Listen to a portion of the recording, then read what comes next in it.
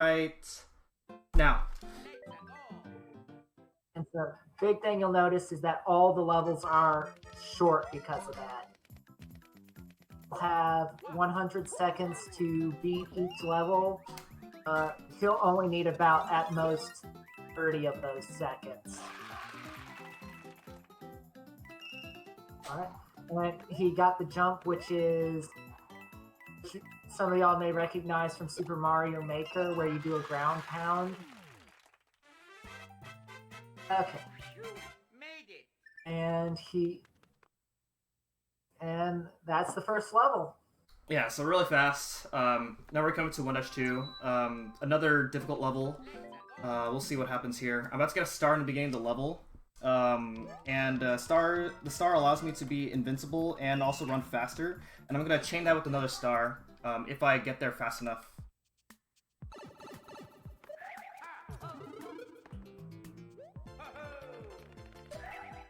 And then the other thing to note of this game is, like Mario Bros. U, the most broken item in this game is the acorn.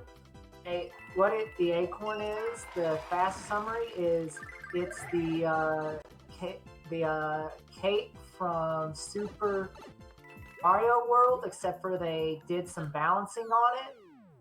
So naturally, it is still one of the most broken items in the franchise. Yeah, it's a very crucial item that we're going to be using for most of the run. There will be a point later on where we're going to be using a different power-up, but most of the time we're going to be using the Super Acorn. Okay, so that was the Secret Exit of 1-2. We're going to be heading to 1-Secret now. Coming up in 1-Secret is going to be the first use of another character called Nabbit. To use Nabbit, it's a hidden mechanic in single-player mode that the game never really tells you about. If you hold ZL as you're selecting a level on the map, then the game gives you temporary access to play as Nabbit in single-player mode. Otherwise, you have to use co-op. Yeah, so Nabbit is a character that can't really die, so you can run through most enemies. So, because this is 100%, we go through so many levels. We use Nabbit quite a lot. So Nabbit saves time and, oh, hold on. This is looking bad. Yeah, Oh my god, yeah. okay. Normally if you mess up there, you're dead, but, yeah, so Nabbit can die from that, which, thankfully I got out of that. That would have been really bad early on. Yeah, and those who have played this game's re-release on the Switch, it does have a few key differences from the Switch game. Namely, his swim mechanics are not as good, and also as also if you're trying to switch to Nabbit in that game, it is a much more complicated process, and it actually doesn't count towards 100%. However, though, in this game it does, so we get free reign with them. All right, so unfortunately, not a good start, but there's still a lot of run left to go. So hopefully I can show off some more impressive stuff later on to make up for what just happened there. But here's where the route starts to get a little bit complicated. So beating 1-Secret unlocks roll 5. So I'm actually going to go straight to roll 5 right now and do 5-1. Folks, I'll go over in a bit why the route is like this. But for now, 5-1 actually has a recently new strat where if you hold... 5-1 has these swinging vines, and if you hold neutral as you're jumping from these swinging vines, you can actually keep your momentum from the swinging vines.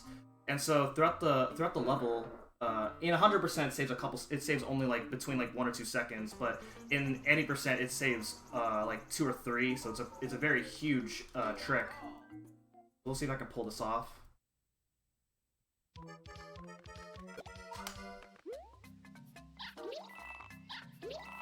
So I'm letting go of the D-pad as I am jumping from these vines. And we play as Nabbit in this level, basically so we don't have to worry about getting through the piranhas, and there's a specific point later where if we weren't Nabbit, we'd have to damage boost to keep speed, but here, or wait a cycle, but that won't be a problem here. Yeah, and we use Nabbit in levels where there's a lot of enemies, where it would be slower if we were to use Luigi because we'd have to avoid more enemies. So yeah, like I said, using Nabbit in places where he saves time, it saves quite a lot of time in 100%. So there we go. That was 5-1. Got to show off the really cool vine jumps. And coming up now, Toad's going to let us know that some guy named Nabbit has stolen his stuff, and we have to go help him out. And since it's 100%, we do have to catch Nabbit in every world. So we're gonna go back to 1-1 right now to go ahead and catch Nabbit. Another thing to note about something to know about Nabbit is he appears in specific levels in every world. So in this case, in World 1, he appears in 1-1. So we're going to go back to... So he will always appear in 1-1. In World 5, he'll always appear in 5-1. And so when you go ahead and catch Nabbit and trigger a sequence, and you catch him, your reward is a PA Corn, which is a power-up that allows you to fly infinite times. And we'll be using the PA Corn to do some really cool tricks later on in the game. Yep. Immediately though, this one's gonna get almost an immediate use though. Oh, actually, no, not in this route. Oh. Yeah, so we had a recent route change. Normally we actually complete World 1 right away in the older route, but now we actually go straight back to World 5 now.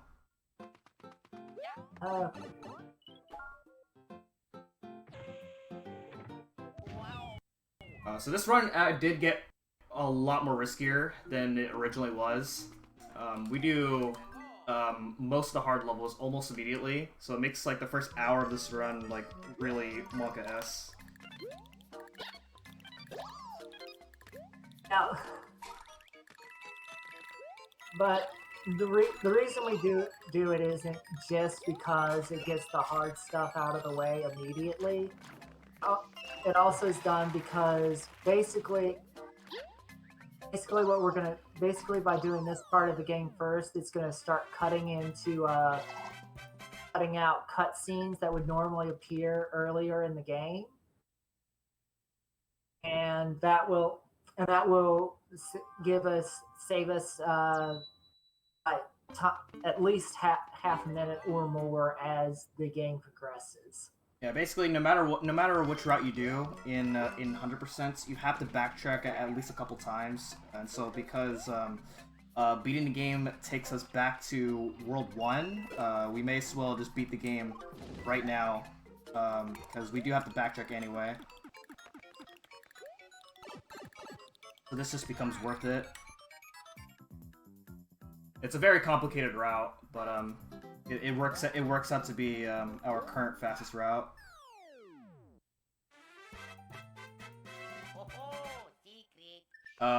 In older routes, when you do all these worlds in order, you would actually have more reserve items on the world map, so that if something were to go wrong, then you have items as like your backup strategies, but because with this route you have very little items for the harder levels, so it makes it a very risky route, and in order to make this route worth it, you have to be really consistent with these hard levels. Yes. Even the Nabbit ones, because just because he's invincible doesn't mean that the level's suddenly easy. Yeah, exactly. Nabbit does not use cannot use the benefits of any power up at all. Which is why some people may ask, like, isn't it faster to use Nabbit in every single level? And the answer is no. For that reason, and also because some star coins in the levels are either harder or impossible to get as Nabbit. Yes. Alright, so doing these levels allows Nabbit to appear in 5-1, so we're gonna go ahead and catch Nabbit in 5-1 right now. And again, he always appears in 5-1 in World 5, so we're gonna go ahead and catch him. Yes. The key to getting Nabbit to spawn is you beat the level that he's going to spawn in, and then either 3 lives or 3 levels later, he will spawn in that level. And this little catch challenge will appear. Exactly, and that's why I did 5-3 and then get both exits in 5-2. Alright, so now we're gonna do the bottom half of World 5. And again, I'm skipping a lot of levels right now, but but I do have to go back and do these levels anyway. So we're gonna go ahead and do the bottom part of World 5 right now. We're starting with 5-6. Bit of a somewhat hard level. That was a really tight squeeze in order to get to this pipe right here. Yeah, and also one thing to note is if he gets hit with lightning, not only does he risk losing his power up, but if one of the moving platforms shifts away from the bog because the shock will freeze him for a second, he'll also just straight up die. Yeah. Thankfully that didn't happen, and now we're coming up to 5-7. This is I believe it's our first vertical climbing level, where we have to go up and because there's poison water rising up. First couple of star coin, the second star coin is really difficult. Can be really easy to mess up. Let's see what happens from here. Okay, there we go. I've gotten a couple of runs where I had to play this level twice because I missed the star coin. I was like, well, I don't feel like dying to this. Okay, very nice.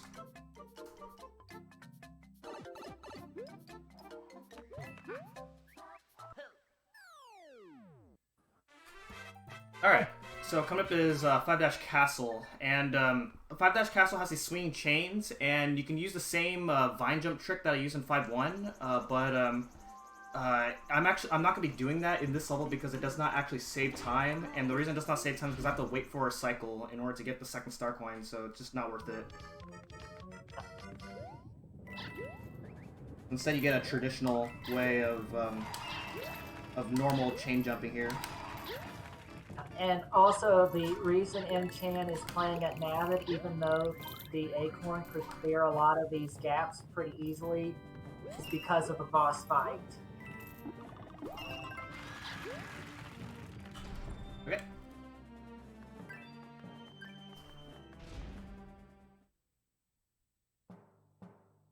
Okay, so our first major boss, or actually, I guess our first boss of the run, is Iggy Koopa. I like to refer to him as Idiot Koopa because he is an idiot. And this fight has a little bit of randomness to it. Basically, the first part of the fight here, he's going to summon a magma. But if I jump into his fireballs like that, then it cancels all of his fireballs, and then he will come down. I can hit him, and then just do the rest of the fight from here. Every boss fight has a way where if you fight them all the same way, then they're usually consistent. This one's a little bit is a little bit of an exception, and then there's one major exception later on. But for the most part, every boss fight is consistent in this game. Yep. Iggy is the closest to it. Iggy is the closest to the exception, and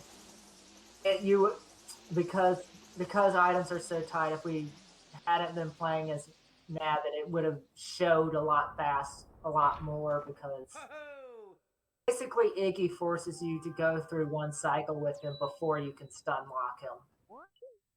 Yeah. Alright, heading on to World 6. World 6 is, we're going to be doing all of World 6, and World 6 features a lot of really difficult levels, as well as throughout the history of 100%, this World 6 has gone through the most amount of route changes until we got to the route that we got now. And the reason it's really complicated is because throughout World 6 we have these like red and blue switches, and you have to go through the route based on those red and blue switches. On top of that, there is a secret exit in the first tower. There's 2 towers, and there's a secret exit in the first tower, as well as 2 ways to enter the castle of this world, which is what makes this world really complicated to route. Yeah.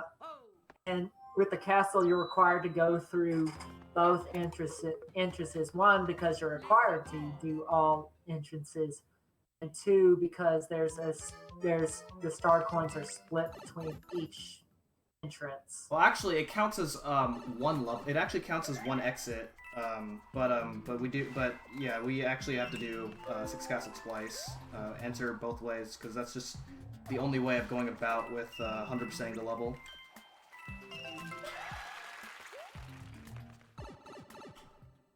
Yeah, if someone figures out a way to clip through to the first half to connect the 2 halves of the castle, will be a hero. Yeah.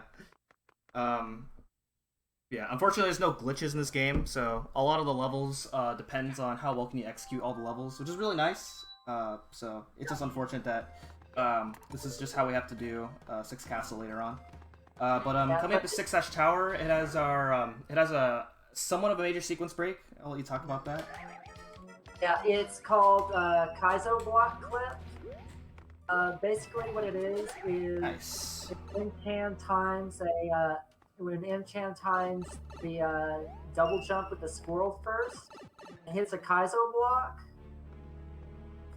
it raises his hitbox, where if he does the double jump, he will miss the hitbox for the other one, and he'll be able to clip through them. And it saves like roughly 8 seconds. Also, you get to tell all the Kaizo players their Kaizo blocks don't work. Yeah, so we have to do this level twice, and so we have to do it 2 times. So getting it both times actually saves quite a lot of time this level alone. So we're about to do this level again, and hopefully we can get it again. So it's not like terribly difficult. It's precise, but it also loses a lot of time if you fail it. So we'll see what happens. Fortunately, there's a bit of recovery if you miss it the first time, because there's 2 sides and you get a second shot. So hopefully we'll just get it. Hopefully it'll just be first try both times. Oh, also important cutscene: Peach is still kidnapped.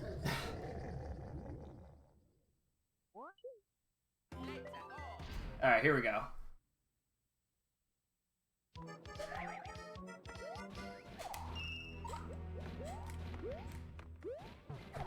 Hey, there we go.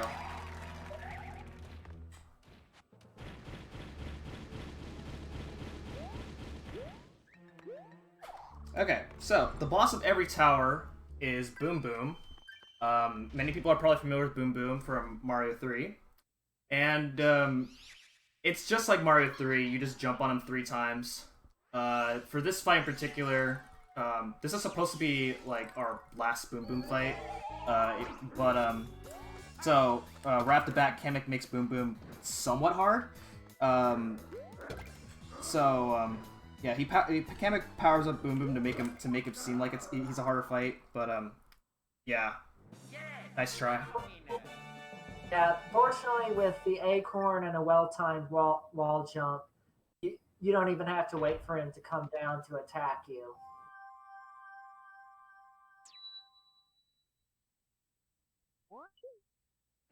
Okay. 6th Astray coming up is a somewhat technical level. So, hopefully, if I don't mess up, I can be able to make a certain cycle at the end.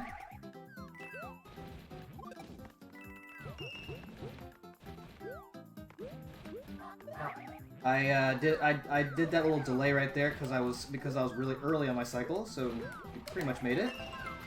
And there we go. Pretty good level. This, out.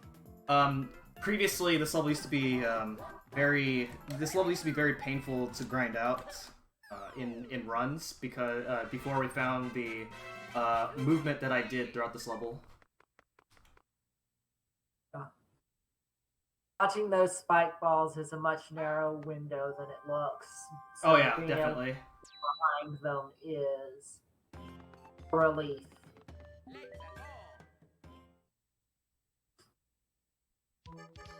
Okay, so this level is an auto-scroller, so there's not really much to talk about for this level in particular.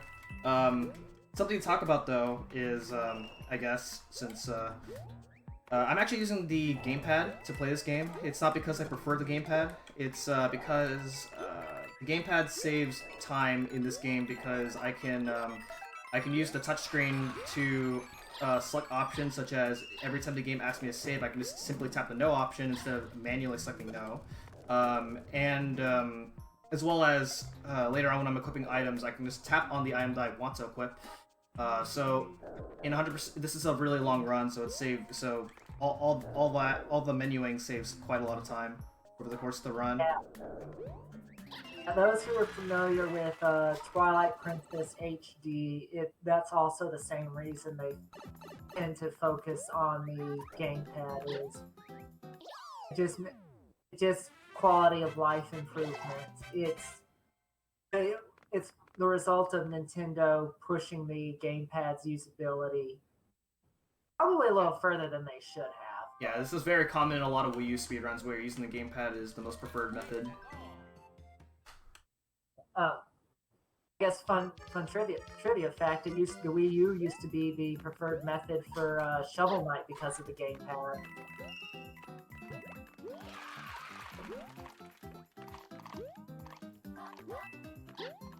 Okay, so I jumped a little early from there because if I just jumped from at the wrong time, then there's actually a hidden block. If I hit the hidden block, then I'm dead. So we avoided it.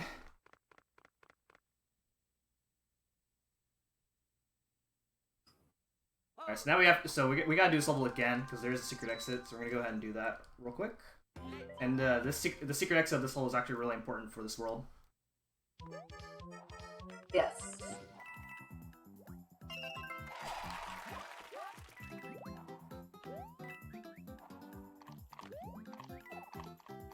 Gotta fly up over here.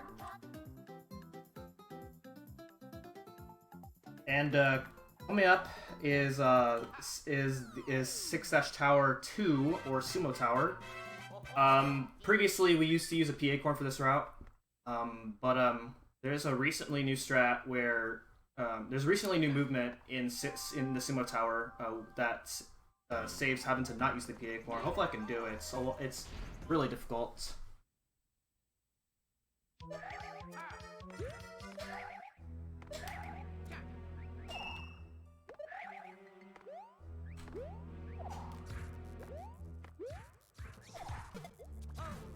Uh-oh.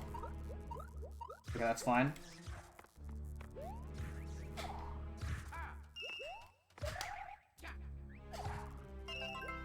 Okay, didn't quite get what I wanted. I didn't quite get exactly what I wanted, but it's better than losing Acorn. We're actually really tight on Acorns with this route, so it's really good that I still have my Acorn.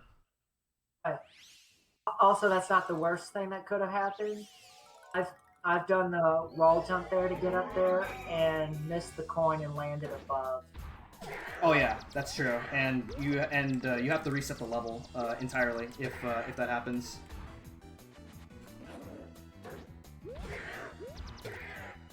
All right, so here's the sumo. Here's the sumo brother fight. And what I did right off the bat is I flew up right before he was going to jump up to the middle platform, and that just allows me to stun him early, and then all I gotta do is just hit him underneath every single time he gets up. Otherwise, previously before this strat, well, this strat was always a thing, but it was only recently implemented in runs. because how difficult it was. But previously in runs, we would have to clip through his hitbox at a precise time, and it was really painful because his hitbox is not very favorable. Yeah. Well, he'd go on the middle platform, and you'd have to knock him onto one of the side ones, and the optimal time would be to clip through his hitbox to hit him there, and it's just a crapshoot whether you get through or not. But this level's fun, and one of my favorites. You hit switches, and you go fast. Most of the switches will be flying over because... But, yeah, we don't need them. Yep.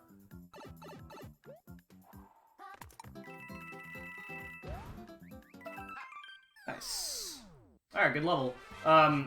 What can happen is that the fire bros in the level, or at least in the game, are semi-random. So sometimes if you're really unlucky, then you can get a pretty bad pattern with one of the fire bros, and you just get hit. But thankfully it didn't happen.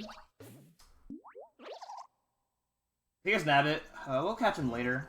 And now we're actually gonna have to go back down. We still haven't done these levels yet. Where I'm gonna be doing it's not considered a secret level, but it's the level of Six Dash Tower, 6-6 roller coaster. The roller coaster level. It's really fun. Fun fact about that first Stark one that I just got right there is that it is actually impossible to miss it. If you miss it, it'll actually catch up to you.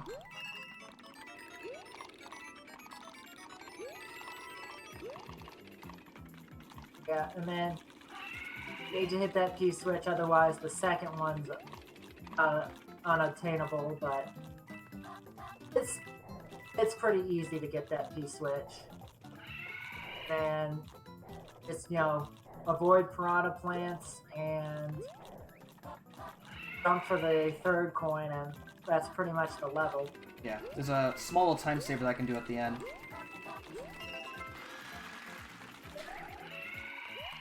Okay, very nice. That only works with Acorn because one of the mechanics with the Acorn suit is that if you spin jump, it's the height of a triple jump. So for a lot of tricks in this game, that extra height makes a huge difference.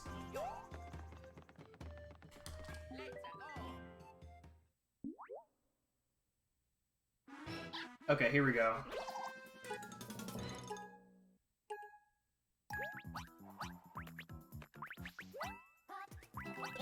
Alright, good.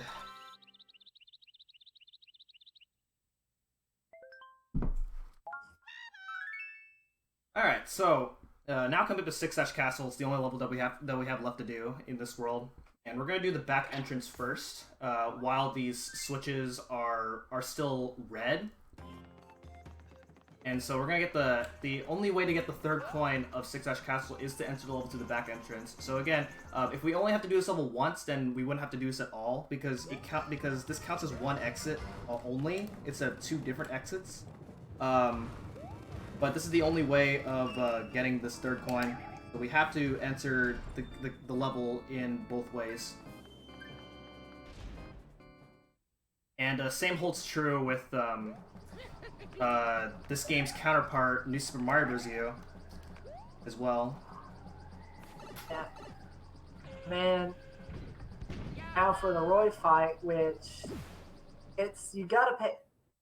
You know where he's going. The fight's pretty much jump on his. He'll fire a bullet, jump on his head, and then he'll be stun locked. Yeah, so he's gonna count 5 times. Pretty exciting. Roy's my favorite boss. Did you know that? I think I did actually. And I think I remember why too.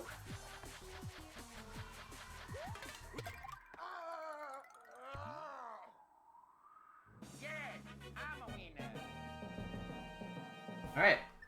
So that's the one exit of Six Castle. And now we have to do this level again and get the other 2 star coins. Conveniently, the level does take us back, take us to the front entrance after beating the level. So all we gotta do is just re-enter the level.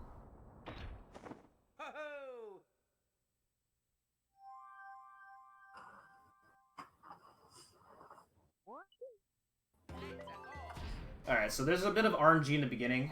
We'll see what we get.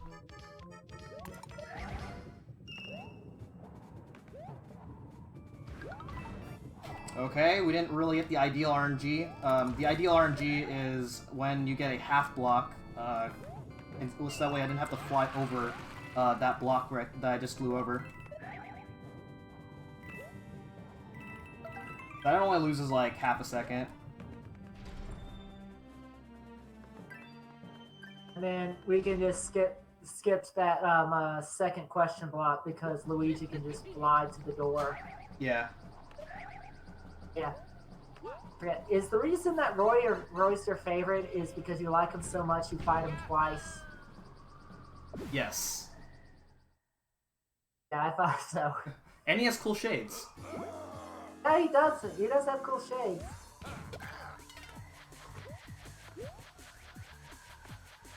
Yeah. Otherwise, this fight is actually really hard if you actually let him attack you.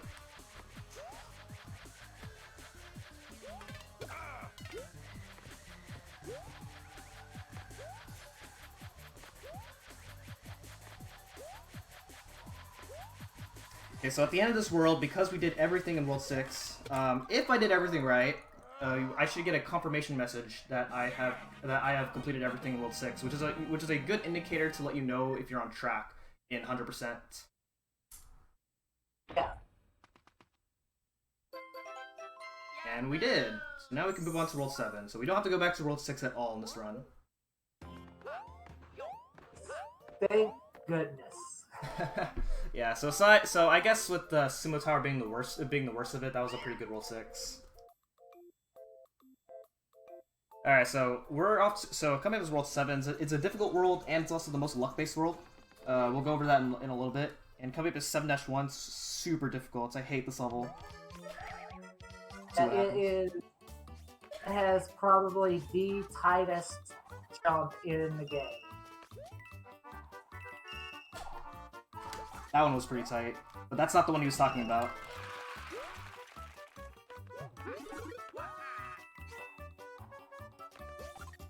Got it. All right, so you have a few frames to make that jump right there. To jump from that fuzzy block, and if you're too early, too late, you're dead. So yeah. that went really well. One of the worst things that can happen in the level is to get hit with an ice block in midair because you're stuck in place, and by the time you're unfrozen, you're most likely going to fall into a pit.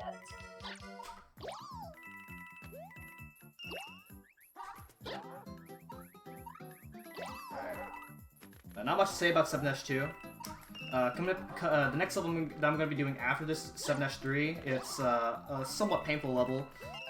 It's very punishing if you mess up, particularly the ending of 7-3 is super punishing, because you're on a time limit to get the third star coin, and if you don't get the third coin on time, you have to reset the whole level. Yep. Also, the reason we picked Nabbit in this one is because he can run on munchers. Yeah, otherwise the normal strategy throughout that level is to get a star so that you can run through all those munchers. And that star is a little RNG based because you have to hit a chain chomp facing the right way.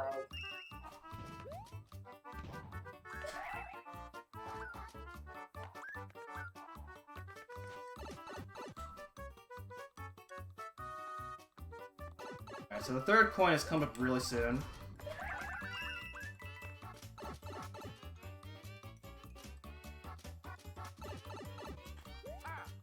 Oh.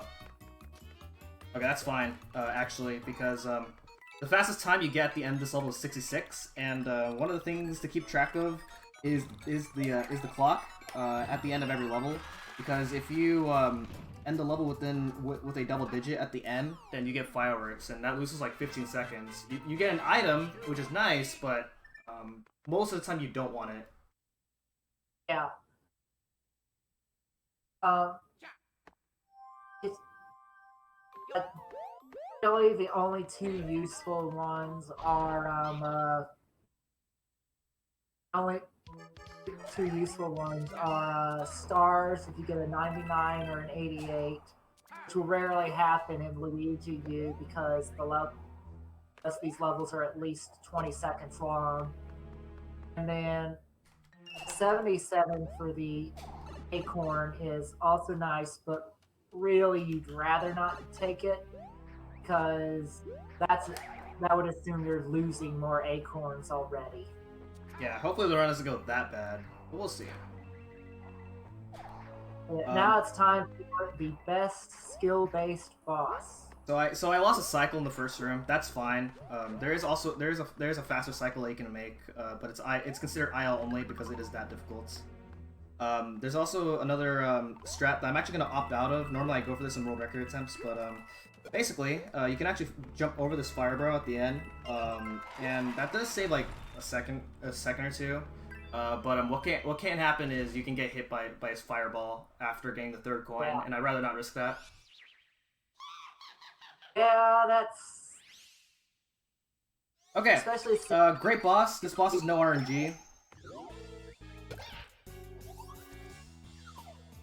yeah.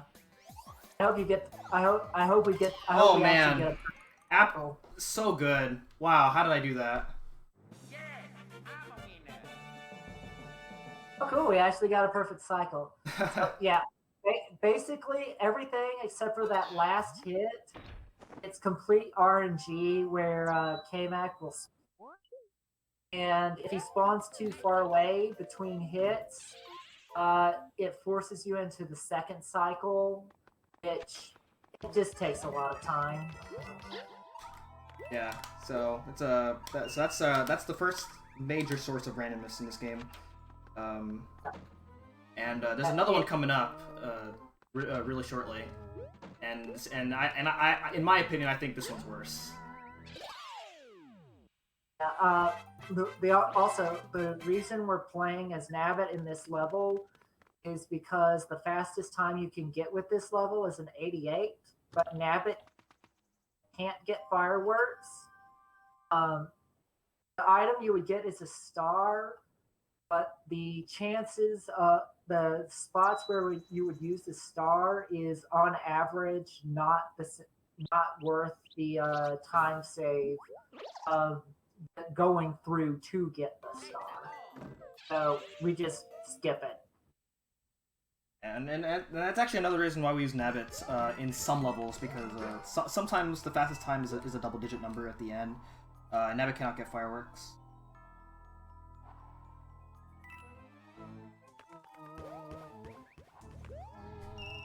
Okay, very good.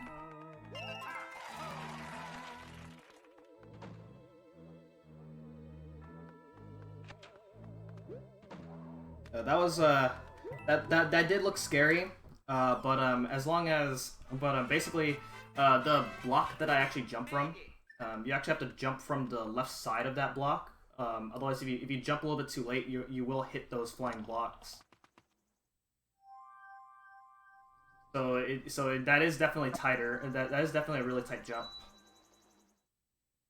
Yes. So now we're gonna go ahead and catch Nabbit here in 7-2. If I get this, there's a nice little quick catch I can do. Requires this swirl boost right in the beginning. Oh, okay, that's fine.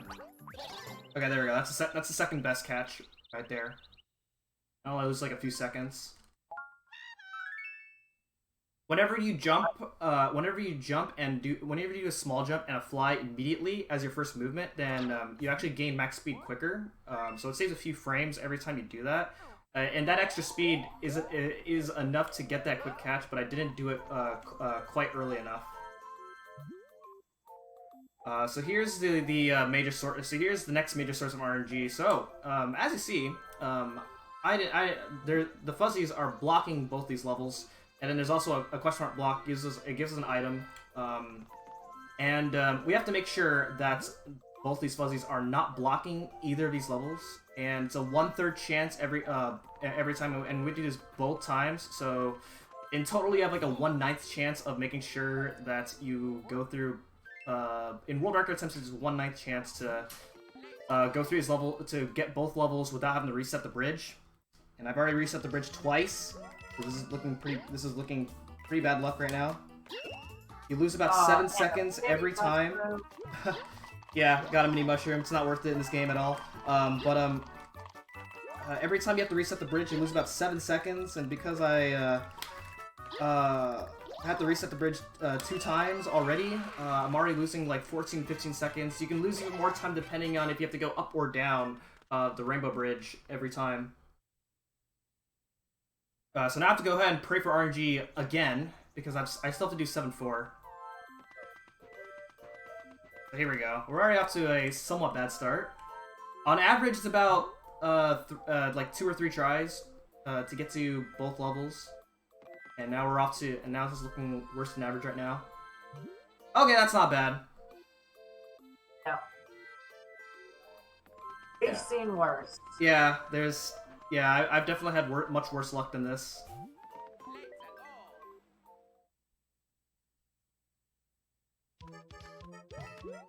Okay, here we go. So this level is kind of hard. Or let's do fast. Okay, there we go. Kind of difficult to get that first coin quickly. It's really easy to just fly over the star coin, and then you mess up your cycle of getting the 3rd coin later on. Oh, okay, that's fine, because I have to equip. The next level requires PA Corn anyway, so that doesn't lose me much time. Yeah, I think it's probably the most important PA Corn level. Yes, very important. So the next level normally is an auto-scroller, but with the PA Corn, you can actually skip the auto-scroller trigger. So this is the best level to use PA Corn.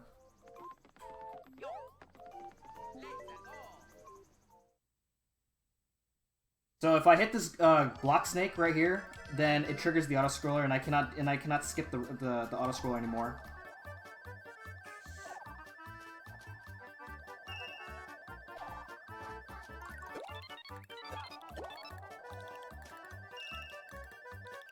Okay, very nice. So yeah, this saves a lot of time.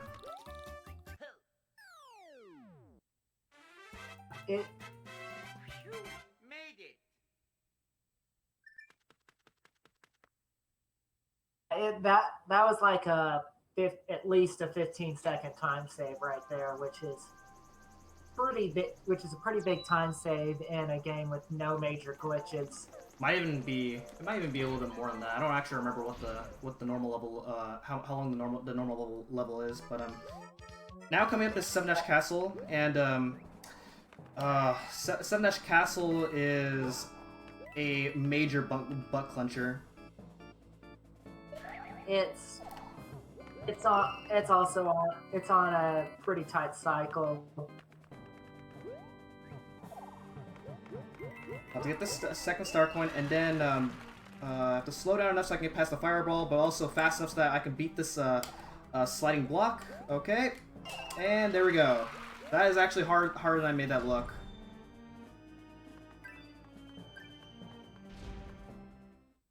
Super difficult right there.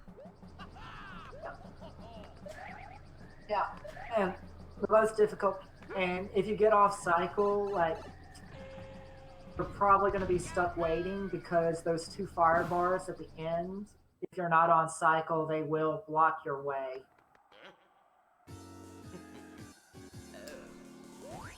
Okay, so Ludwig, he has an attack phase where you have to guess. He's gonna clone himself, and you have to guess which one's the right Ludwig. But with the acorn, you can just skip that. And then we have a trivial fight past this. Gamepad's lagging.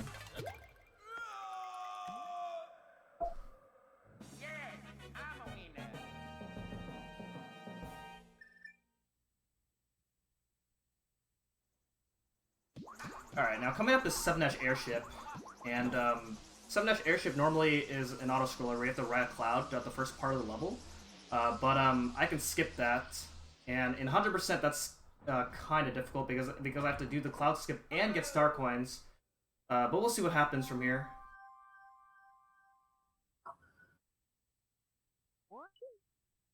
one of the fortunate parts about the first part about the quote unquote part that he's talking about is that it's not an actual auto scroller, so he can move back and forth if he needs to. Hopefully, it'll just be fourth. And fun fact, in Mario U, this level is 6 minutes long, so it is the longest level in the game for Mario U. And Luigi U.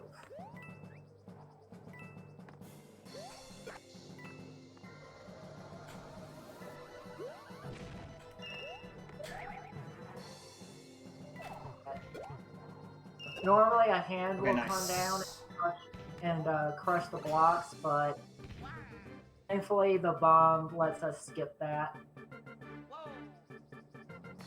So that was really good. That is definitely scary. That is definitely much harder than I made that look. That second star coin grab was somewhat blind. It's kind of hard to see yourself while you're trying to get that second coin. But if you just know where it is, then it's easy. But you can still get hit by those bombs and then you're dead. But here we are in the Bowser Jr. fight. We'll see what happens and then I'll explain. That's one. All you really need to know ahead of time is Bowser Jr. has what we like to call a jank hitbox. Yeah, okay, so there we go. So that looked easy, but yeah, like what Pretend said, if you know that what can happen is that his hitbox is extremely small. So a lot what can happen is you can go through him, get knocked out, or just get hit and hit him at the same time. It's a pretty janky fight, and there is a lot of insane clips of runners of this game where you know all of the above has happened, and you get some really crazy fights.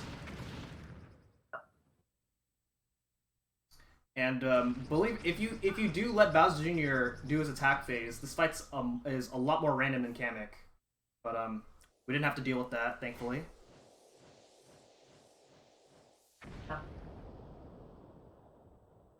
Oh yeah, we're crashing the airship, which is honestly the most important thing right now because this cutscene is what's going to erase some a cutscene we're going to get in the future because the airship is gone.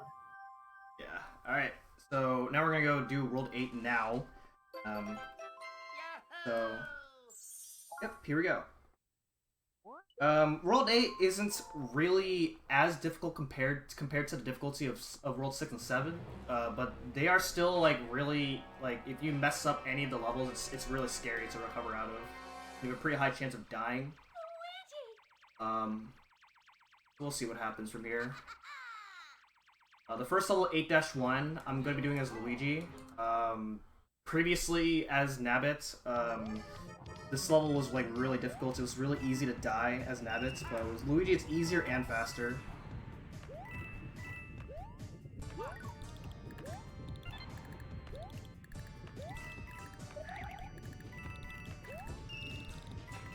Yeah. Goal is don't get hit by a fireball. So that's fairly simple to go through. Yeah.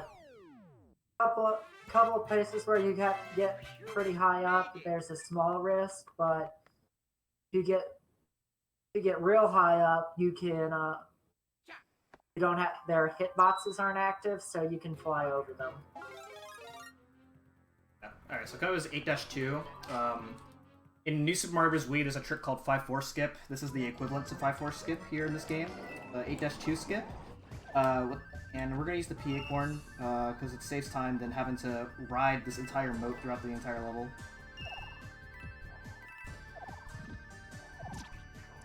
And riding the moat throughout the level is a pain, because you have to make sure that there's nothing on the moat as you're riding. So this alone just saves a lot of time. Also the second coin is like a huge pain in the butt to get normally. Yeah. You have to throw a shell at it.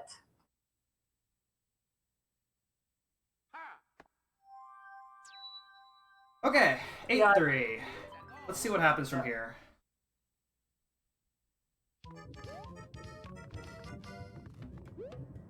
Gotta wait for this first coin, and then...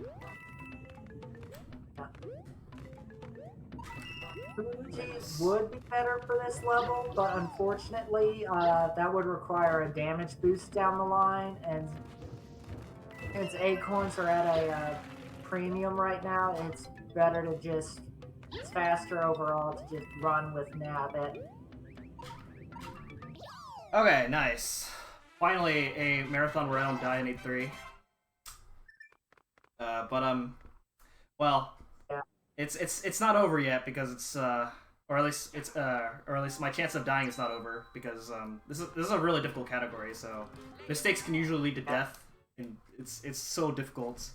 But I'm definitely not counting on a deathless run just due to the difficulty of this game. Anyway, going back to 8-1, I'm gonna get the secret exit here, and it's gonna take us to 8-4. We still have to do that because it's 100%. In any percent categories, you actually get the secret exit here right away, and then go to 8-4, and then go to the castle. But because we have to do all the levels anyway, so the route's just like this. Yes. And also because there's no star coins to collect, Nabbit's now the better choice because he's unaffected by fireballs. Yeah, and also the part where I waited to get into the pipe, you can actually it can take a random amount of time on how long it takes for you to actually get up there. It's in between a second. It's a difference of a second.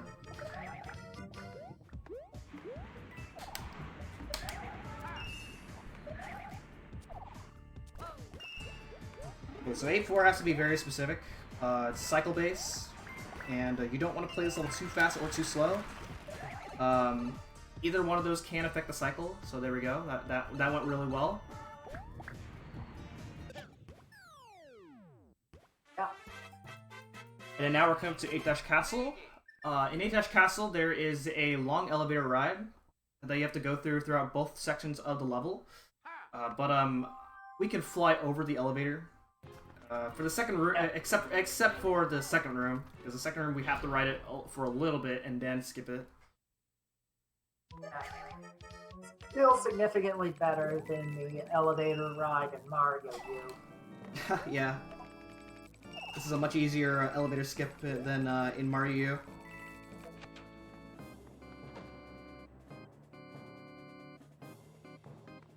Alright, the second elevator skip's coming up. We actually have to ride this for a little bit. If we just skip this right away, that bomb that I just flew over will hit you. So we delay enough so that way that way the bomb isn't in the way as we get the third coin. There you go. That is 8-Castle, and now we're up to the final level.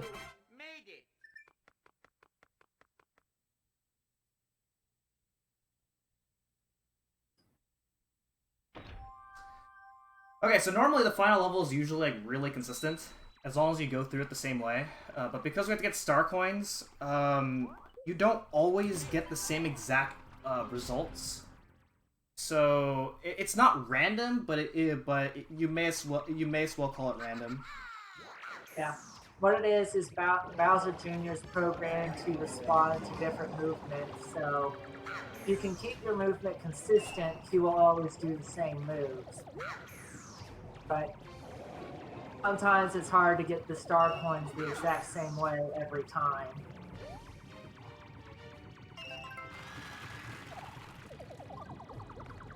Okay, good. Yeah, that can... there is a faster way of going about with that room, and it could also go worse. So you just never really know what kind of results you'll get. Yeah. Also, a little exploit to talk about really quick, just because Mchan didn't get a chance to do it because he's had to keep low for the star coins. Is you can, if you can grab onto the right side of Bowser Jr.'s car, he will speed up and push you to the right. But that's more useful in any percent. Yeah, it's more useful in any percent. It's not worth it here just because we have to get the star coins. Oh yes, also obligatory drop Bowser off the bridge fight. Oh yeah, yeah. Oh yeah. This fight was super difficult. In case y'all didn't know. So difficult. If you blink, you'll miss it. Yeah. But wait, Bowser Jr. and Kamek are doing something. What could it be?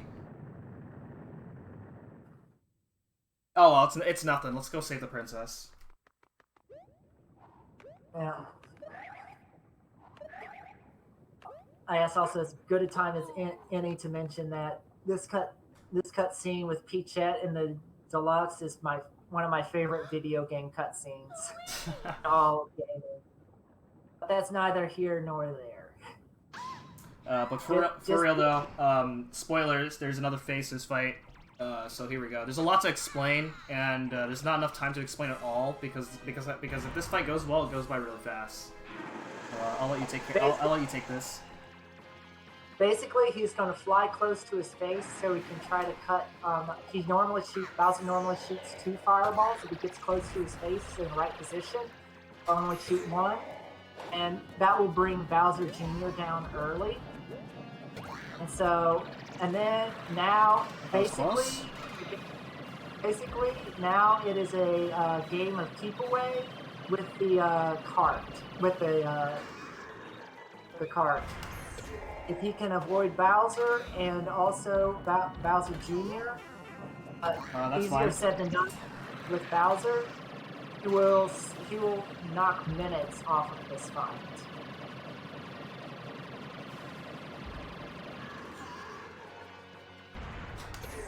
Okay, there we go. It's a little, yeah, a little bit sketchy, but it could have been much worse. If you're doing the first thing after credits that I think you're doing, then losing the acorn won't matter. Yeah, definitely. Yeah, it's not gonna matter. Yeah. So we just beat the game, but that is not the end of the run because as you probably know, I've only beaten 3.5 worlds. So there's still a lot more to do. And there's also the post-game world.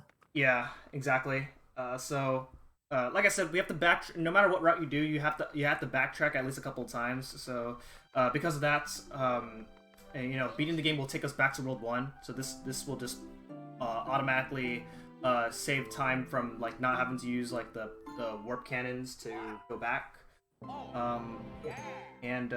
Yeah. So usually this is a good time to take a restroom break. No hand wash skip because we have 6 minutes of credits right now. Yeah. Unskippable. Yeah. Honestly, why it's one of my favorite 100% categories to run. It's because you get halfway through and it's like, I'm gonna stretch for 6 minutes. Yeah. So the game does not save until after the credits. So you can't just like reset and then continue the game from there. All right. Speaking of which, I'm going to stretch really quick, and then I'll come back and I guess help you ad-lib.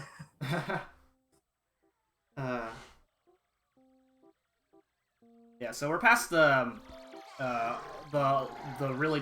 most of the difficult parts. There are still hard parts coming up, but this next part of the run, like the second half of the run coming up, it's mostly more tame. Compared to what we just went through. We went through a lot of really difficult levels early on, and now because we're doing what's supposed to be the first half of the game in after the credits, we go through some easier levels from here on out. So there are still chances for me to die and lose time, but they're definitely not as costly as the time losses in Worlds 6, 7, and 8. So yeah, so we just have to sit through the credits here. I guess I can talk about my origin story while we have time.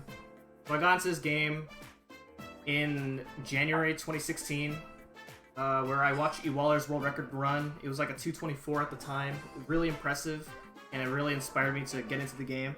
Ran it a couple times, didn't really like it, so I stopped, but came back later in summer, later that summer of that year, where Supernova came up to me, and we both kind of competed with each other to see who the better NSLU runner was. And it really like motivated me to push my times down. And then, what do you know? The next thing you knew, I got world records in several categories of this game, and my progression from there has continued since. Yep. And I'm back, so... Welcome back. Yeah, but me getting into this game is a little less starry-eyed.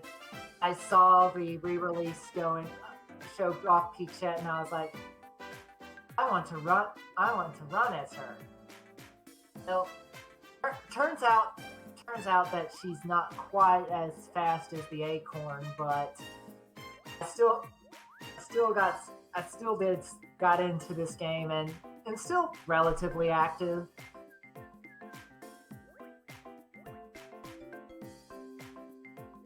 So, yeah.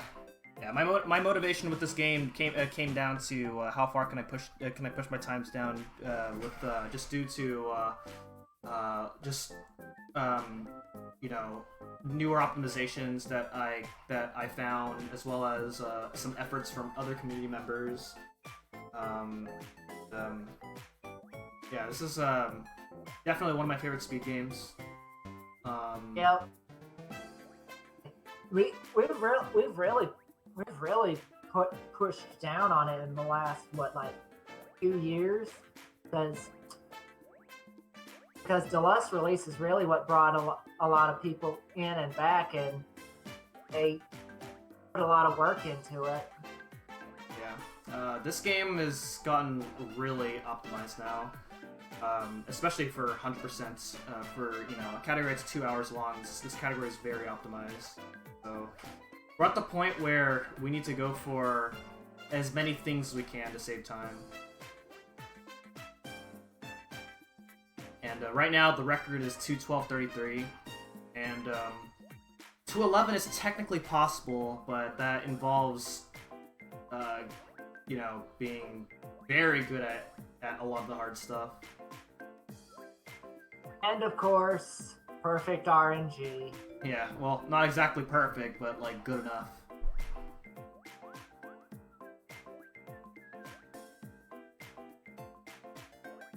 Alright, so yeah, the credits are almost over. Yeah, so we're coming to what's going to be the somewhat easy part of the run. Because we're going to be going through the first half of the game now. And the first level that we're going to be doing is 1-2. We still haven't gone to normal exit, and we're going to be going through to the normal exit now. And the first thing that I'm going to do is use a PA corn, and it actually saves a lot of time because it skips the main part of 1-2. So overall, it saves 16, 17 seconds, which doesn't sound like it's worth it, but with how short these levels are, it's very worth it. Yeah, one fun fact is all cave levels you can do this with the PA coins, because 100% all the star coins are in the cave levels. This is the only one where you can do it because it's the only cave level we go through twice. Yeah, here we go. And fun fact, you can actually this is the border that I'm crossing over right now is actually enough for a regular acorn to cross over, but for some reason the developers were really smart, and this only works with the PA corn. So I deliberately got fireworks here, and that's to get a star, and that's so I could reduce some RNG later on. Technically, this is not faster, but when you're this far into the run and you have to rely on RNG, it's not worth it. Yeah.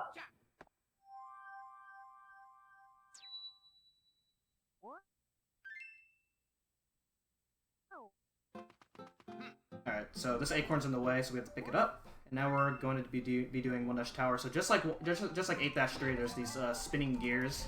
They have really weird physics. Let's see what happens. Yeah.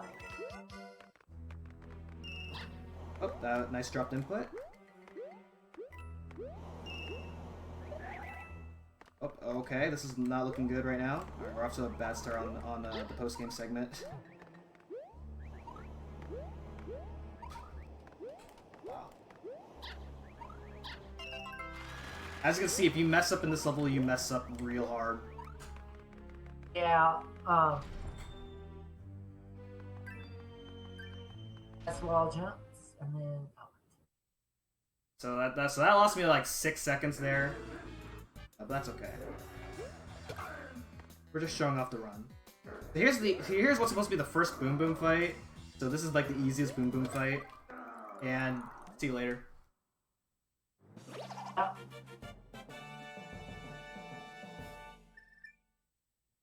Alright, so the benefit of beating the game early is there's actually no more save prompts. So right after this level, I'm gonna go straight to 1-3. Yeah, and for a while, because of cutscenes you get in the post game, we thought that everything 1 through 8 was important because of, and you'll see the cutscene after we beat Lemmy, but it turns out that skipping all those save prompts saves more time than is spent in those cutscenes. Well, the major part of this route is we actually eliminated. This route now has one less warp cannon, and using warp cannon is extremely slow. And the warp cannon.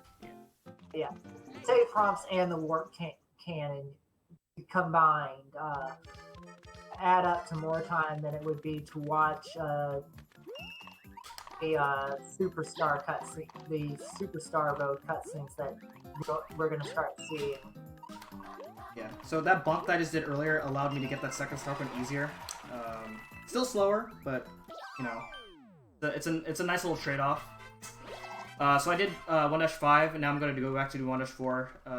This particular order matters because if I did 1-5 second, then I have to avoid this power plant that's slow. One time when I was doing a 100% run, I actually forgot it wasn't all castles, and I realized I had to do it in reverse order. Oh, man.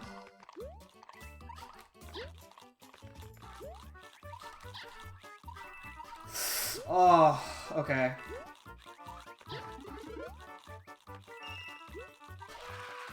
This is a recent thing that I just learned, and okay, well that's the first death.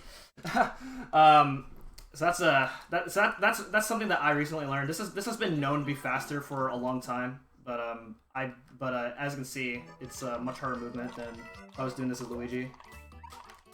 Yeah, it's also just not. Now that like this level, those moving platforms, sometimes it's just difficult to land on those platforms right, because one of the things we haven't talked about yet is that this game's physics are based upon popular thoughts on Luigi, which is he jumps higher and he's slippery. So that sometimes makes landing difficult. Yeah, so that was unfortunate. We did unfortunately get our death. Not the death that I was expecting, but it happens. Definitely was not counting on a deathless run. So well, I've got that level too, so yeah. Otherwise, that level was supposed to be free. Anyway, off to One-Ush Castle now. This level does require Acorn in order to get the second star coin. Here we go. If that second star coin wasn't required, it would be faster to do it as Nabbit, because there's going to be a line of munchers that coming up here that Nabbit could just run over. Actually, I believe it would be around the same, because you can just fly over them. Okay, yeah, that makes sense. And Acorn it'd be safer. That's what I'm thinking. Yeah. General rule of thumb is if they're both the same time, you pick Nabbit because you're less likely to lose your Acorn. Yeah, that general rule does not apply for castles and towers. That applies for regular levels because Nabbit has a faster flackable animation than Luigi.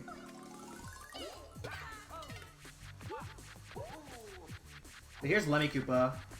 Lemmy Koopa's supposed to throw like a bomb at you, I think. I haven't seen this fight in a long time.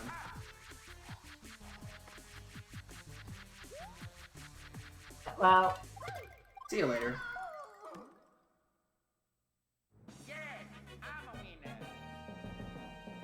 Yeah, he's just super easy altogether, even without knowing that, because he's the first boss. They generally keep it even easier than they normally do for first bosses. Yeah. Okay. Also, World 1 is done. So we get the confirmation that World 1's completed, and then we also get one of these cutscenes right here. So, yeah, like what Pretend said, previously we used to think that beating the game early was not good because we'd have to watch those cutscenes every single time. Just due to how this particular route, like the route is very specific to this right now, because we're able to be just because we're able to skip a warp cannon.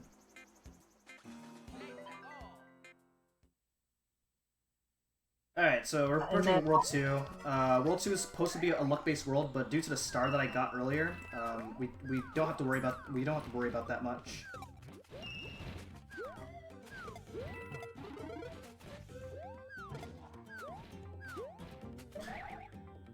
You're also noticing that because I beat the game, at the beginning of every level we have these like Mario blocks. They change your physics to Mario physics. Now you may think that's a good thing because it makes your controls easier, but these levels are not designed for Mario physics at all.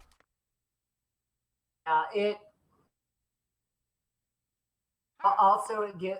gives you a little text box that takes a few seconds to get rid of. So even if it would be faster in a particular level to go with Mario physics, because of that text box, it would still be slower altogether.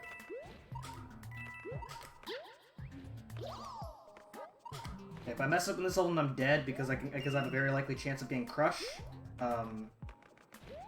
Hopefully that doesn't happen. Yeah. Okay, very nice. Nabbit's invincibility only protects him from enemies dealing him damage. He can still die in hazards such as pits and being crushed. Yeah. And also, Nabbit can get knocked by those grolls, so it's important that I didn't get hit by those grolls. It would be more annoying than dangerous, but in a speed run, annoying is still not something we want to settle for.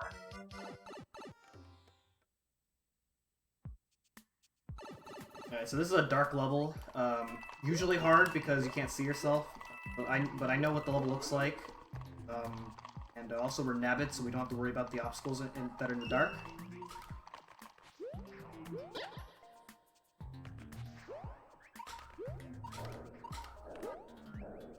We have to go inside this pipe specifically in order to get the third coin. You can actually get up there. You can't actually climb that really tall pipe, and that's by doing a precise jump as well as a spin jump. Spin jumps are really powerful in this game. So that extra height coming from the spin jump allows you to get up there normally, but that's a backup strat if you miss the pipe. Yeah. Also, if you're Luigi, you can just fly up there, but that opens up a whole nother can of worms.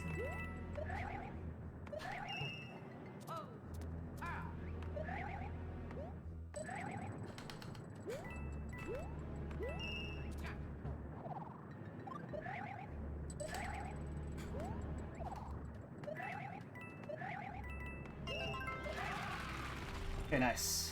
Very technical level right there. Normally I would actually make that last part tighter in record attempts.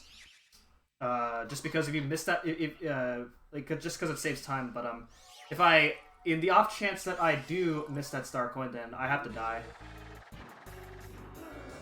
And it's really hard to die after the thing closes because Boom Boom takes his time. Yeah. So as you can see right here, Kamek starts power on Boom Boom. Boom Boom was supposed to do a lot of jumps, I guess. But yeah, I don't know. Okay, so here's the part where there's supposed to be some randomness, where I have to get past a boomerang and a Goomba without hitting any of them, and but with the star, as you can see, I'm gonna equip it right now. Also, hopefully I get this acorn. There we go. Yeah, it's random whether you get this acorn or not. If you're using the star, it's slower to try to avoid it. If you can avoid it, then, you know, nice. You save 6 seconds. But it's also risky because you'll have one less acorn. But yeah. So I got lucky that the enemies did not hit me. But if they did hit me, because I'm invincible, I don't trigger their fight. Yeah, it just knocks them straight off. And also, it's a little. Also, the star saves a little time because. In this level, because as you saw, he just walked off and got the first star coin instead of having to time around that rock. Yeah, so you save a little bit of time in 2-4 in 2-5 as well. I do have to wait at the end there because if I actually went straight to the flagpole, I would have got a 77, which would have been nice because then I get a free acorn at the end of the level. But I don't really need that right now. Yeah. 15 seconds is not worth an acorn unless you're desperate. And we are not desperate. Alright, so in this level we have these rolling hills. We saw rolling hills earlier in 1-3, but they weren't really super important. But basically, if you spin jump off these rolling hills, you actually preserve your speed. And so over the course of this level, you save like a couple seconds. Because there's a lot of rolling hills that you roll off of. Or they spin jump off of. That was Yeah, bad. and, yeah, it's one of the few physics exploits actually in the game.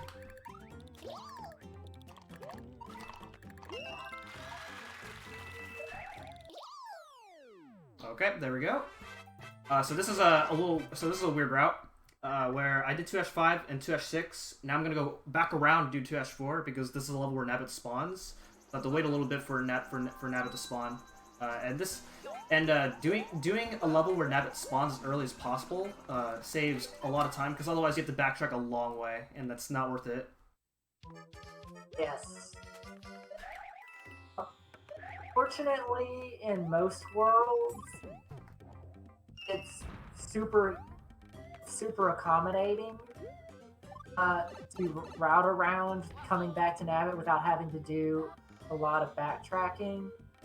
The only one that's a little strange is World the Sparkling Waters Nabbit, but that's just because that's not because it's difficult, it's just it's a long walk. Yeah.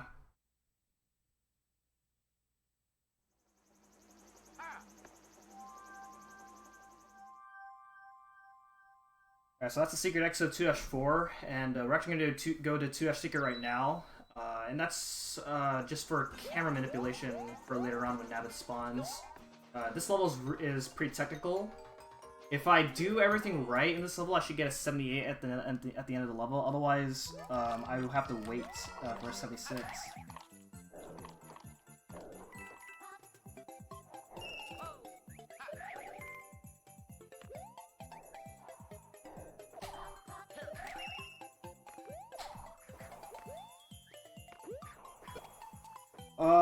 That's scary.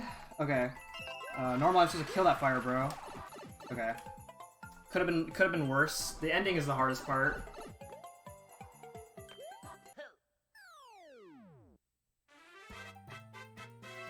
You made it.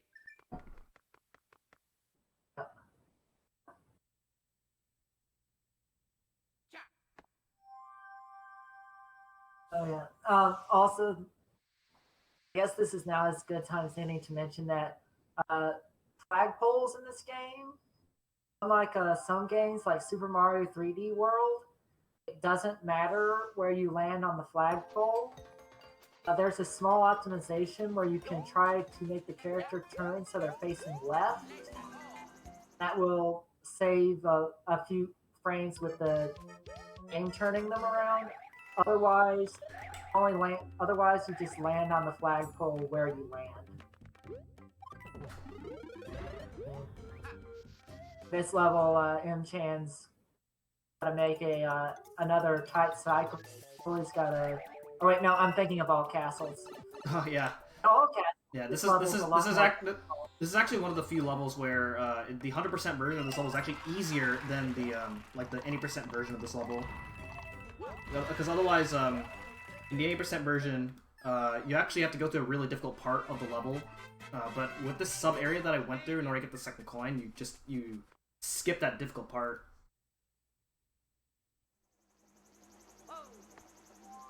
Alright, so here's Nabbit.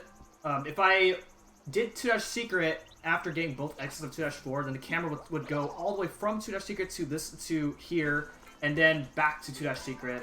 So this saves like a couple seconds, so it's a lot.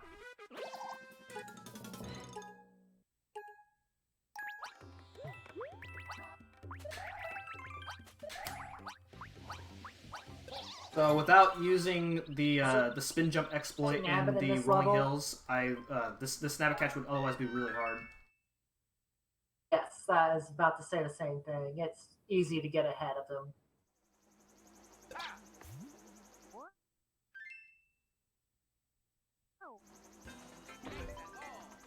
Alright, 2-Castle. I guess the hardest part of the level to say about this is the second star coin, because you're normally supposed to use an ice flower, but if you get out at a precise time, then easy, just like that.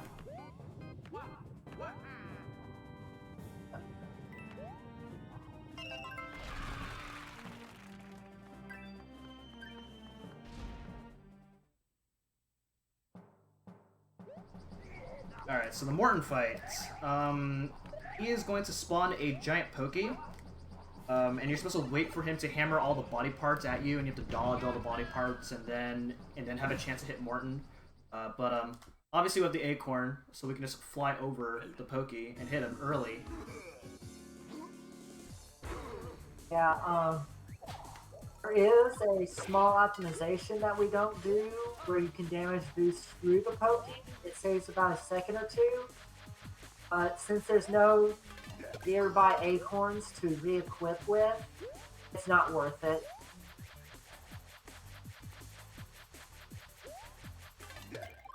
And as with all the other Koopalings so far, if you know where he's going to come out of this shell, you can camp there and then just keep him stun locked until you win. Mm-hmm. And yeah, and like what Pretend said, you can do a damage boost in order to get a faster fight, which would save a second, but anytime you have to equip an item at all, you lose about 3.5 seconds. So equipping an item is slower than if I were to do a damage boost.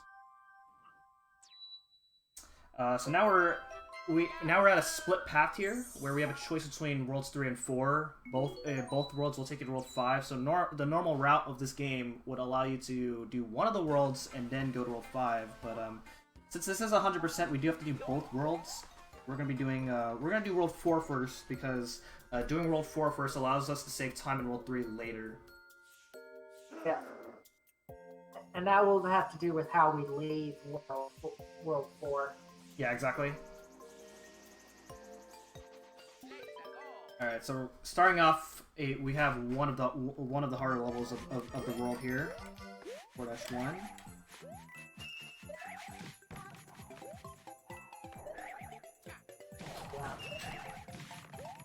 Yeah, the barrels that the boozers throw out, they can get you real quick.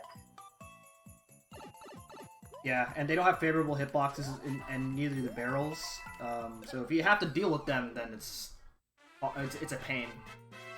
Phew, made it.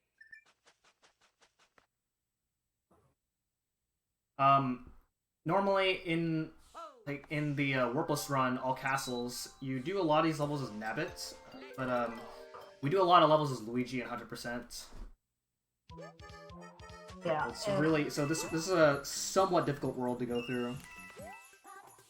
Yeah, and the reason is because the acrobatics of the acorn in this game is generally more important than the invincibility of Nabbit. Okay, nice. That third coin is the hardest part of this level right there.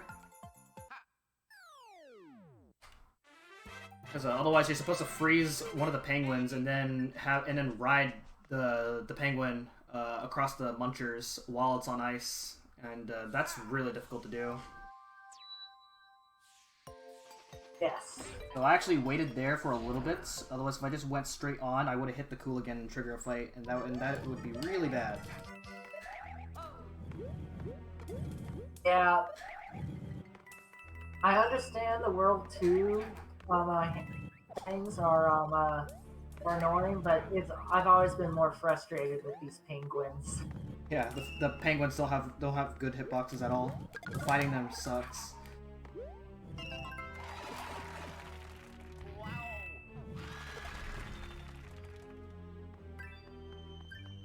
And just carefully getting through because you don't need to get hit because those icicles, they're relatively easy to manipulate, but still, it's just, you don't want to risk it if you don't have to.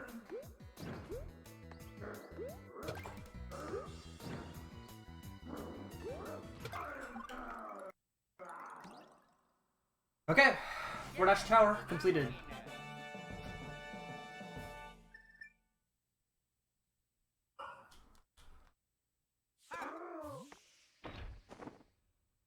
Alright, so it's not really a whole lot to say for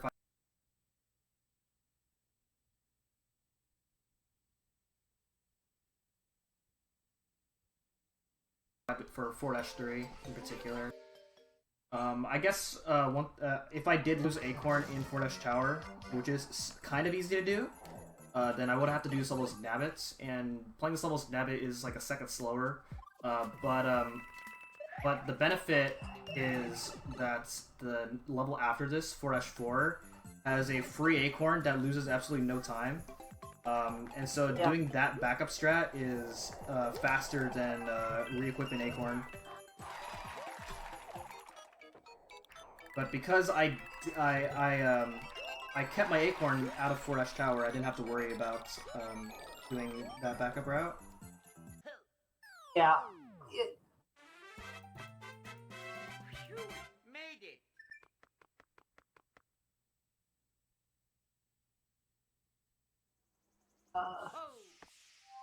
Chad, I think your stream is pixelated.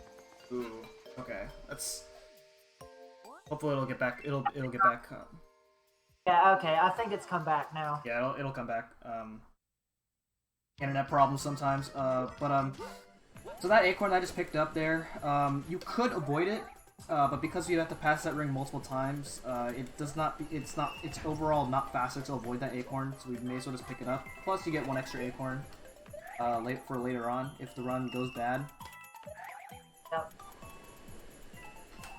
Okay, very nice. That third coin is really hard to get, usually, because you have to land on that waddle wing as you get the star coin.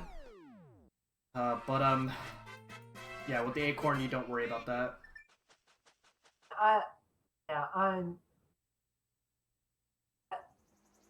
I've had to try to get that Acorn or that coin once without an Acorn. Don't. And getting out of there is sometimes a pain in the butt too.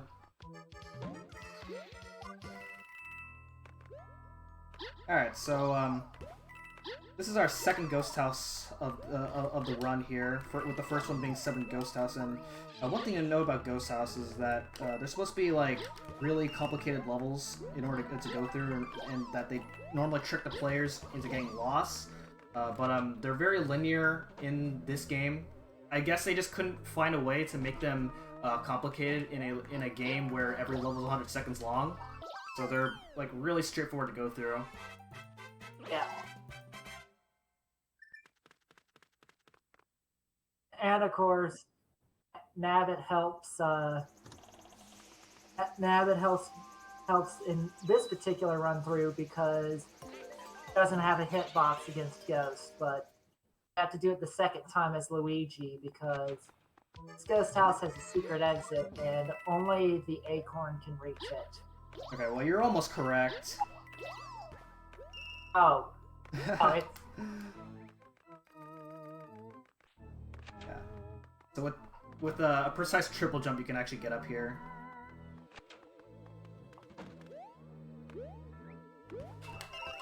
Yeah, this makes the first coin a little bit risky because if you fall down from those blocks, then you have to reset the level. Because unlike with Luigi, with Luigi you can just fly up, so it's not a problem. But with Nabbit, that's a little bit risky. yeah. But it does save a couple seconds if you on getting the secret X as Nabbit.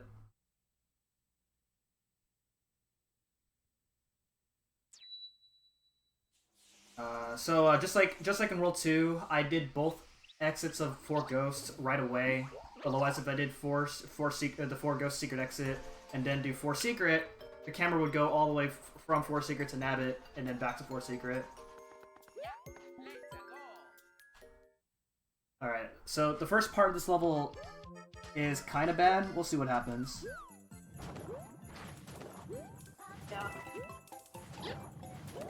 Nice. Okay, so I did a damage boost off a very particular part of the spike, so that way I can get up to that platform. And if I had missed that, then I would have to do a backup strat in order to get up there. And the backup strat is very bad to go for. Yes.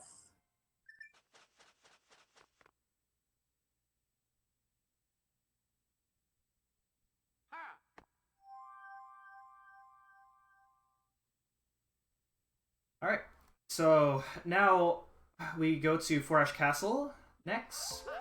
And once again, I do have to wait a little bit in order to safely pass by the penguins here. Just like that.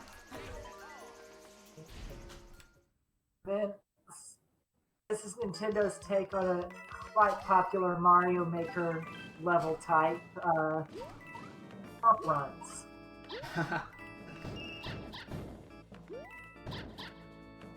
Nice.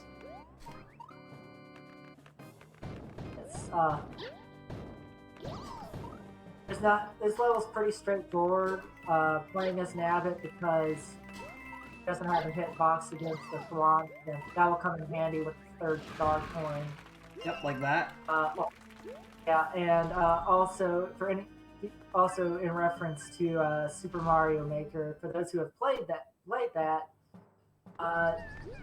these game's thwomps do not work like those game's thwomps. Do not spin jump on these thwomps.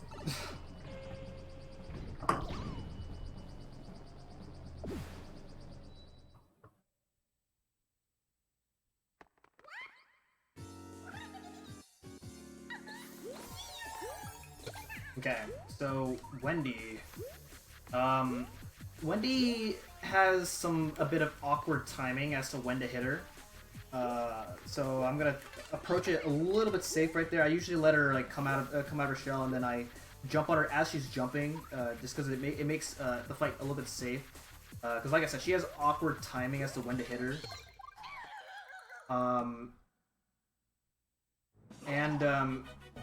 It's not bad if you it's not bad if you can recover out of getting knocked out of hitting her, but it can be a pretty infuriating mistake.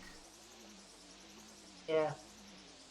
Especially since if she starts moving those icicles on the roof, she'll start bringing them down, and that can knock Nabbit about, which it's just annoying. Again, it eats time. So now we're actually gonna go back here, and we're gonna go back to one catch Nabbit here, and you're also gonna notice I didn't actually do a level in here in World 4, and we actually do this last, which is the main reason why doing World 4 first before World 3 is faster to do. Okay, nice. So you can actually get this Nabbit catch without getting hit. And that would save a little bit of time, but because I have to lose Acorn anyway in the next level, it's, you know, we just take the hit. Yes. Acorn is the most powerful weapon or most powerful item in the game, but there is a caveat to that. I mean, and that is with water. And with water, the best item in this for that is the penguin suit. So we're gonna try to hold on to a penguin suit for most of World 3, I mean. And also this level because it's specifically designed for the penguin suit. Yeah, and you need it for the third coin. Oh, and this coin too.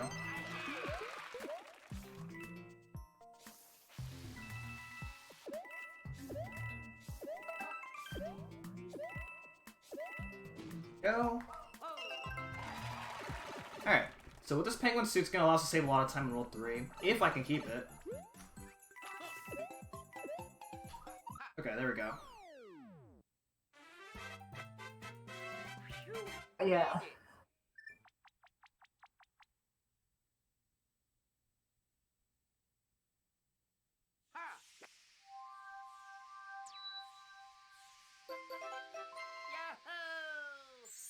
Okay, that's all star coins of World 4.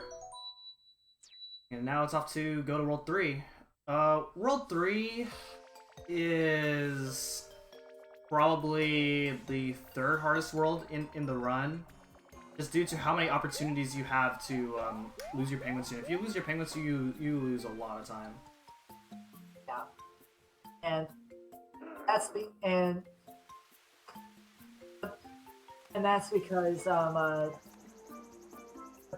the penguin suit when under most of the time in Mario games when you're swimming you mash the button to hide the penguin suit. It's just directional movement. Okay, a bit of a weird mistake there. That didn't affect the cycle at all, thankfully. That's not the worst of it, though.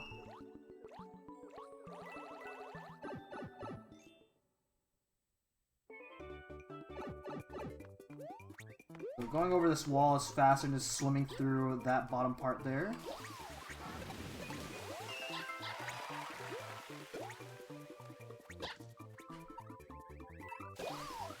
And also, for those who are wondering why we don't use Nabbit for swimming, it's because you're thinking of the Switch re-release where they changed his swim mechanics. In this game, he swims like everyone else. Yeah, so here's the another major benefit of the penguin suit of this game. This level's really hard, but if I can keep my penguin suit after this, then it saves a lot of time later on. Well.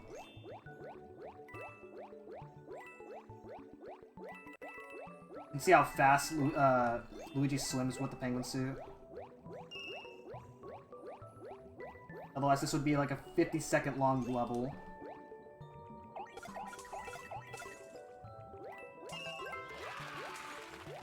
Okay, okay.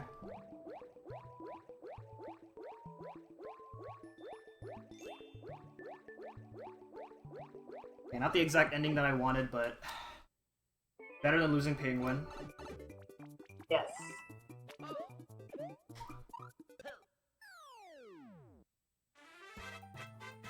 Okay, so the next level coming up, 3 Tower, is probably the biggest benefit that Nabbit has out of every level in the entire game. There are these skewers.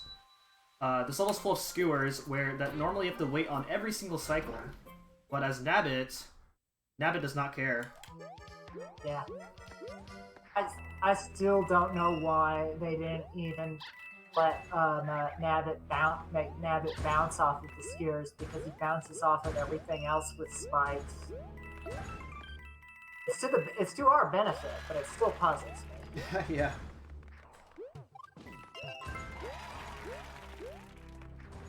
And there we go. This level will be much longer as Luigi.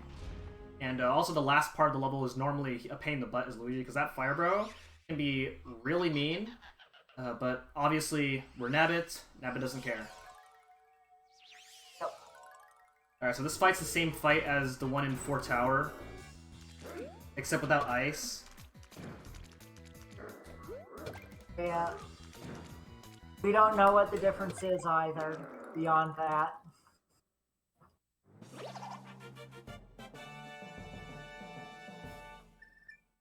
Alright, 3 ghosts. There is a... So, with the penguin suit, there's a really cool strat. Hopefully I get it. It's really difficult. Where if I do everything right, I can actually just slide through the whole level. Okay, that's the first part. And this whole second part is the hardest part. Yeah.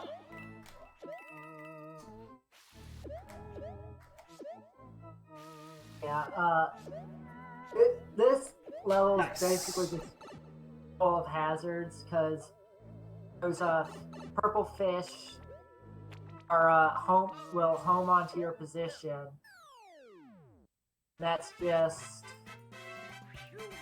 and they can take your penguin suit real quick. But I guess one other benefit of the penguin suit is that whenever a character's running or flying with Acorn, they're moving at sprint speed.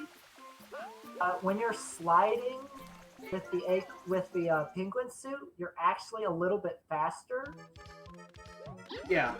So in a lot of individual level times on the individual time leaderboard, uses penguin suit a lot. Yeah. In full game runs though, it's not worth it, because it's just so much better to be flying.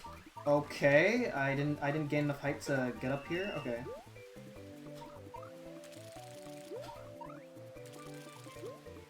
Oh my god. Alright.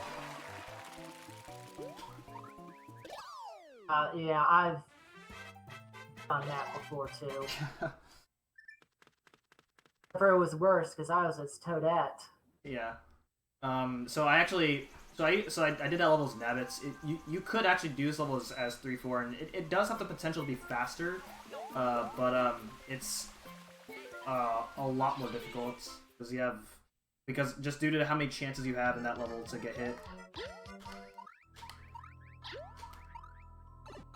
Yeah. So yeah. And yeah, this time we're playing as Nabbit in the ghost ship, because all the star coins are guarded by enemies, and Nabbit doesn't care.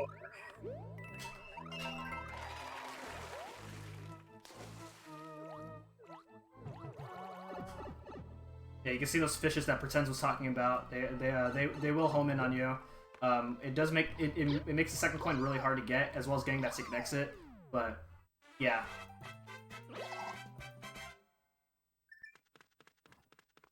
So you notice more weird routing where I did 3-4 and then backtrack to get the secret exit, and then I'm going to go to 3 secret next. Previously, routes would always get both exits of 3 ghosts and then go to 3-4 and then back to 3 secret. But I found that doing 3-4 this early actually just barely, ever so slightly saves time.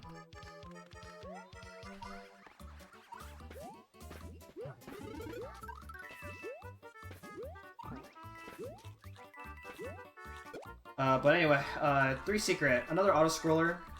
I do this level as Babbitts. It's technically faster to play as Luigi because Acorn does save time in this level, but I want to keep my penguin suit in order to do some faster strats in later levels. Yeah.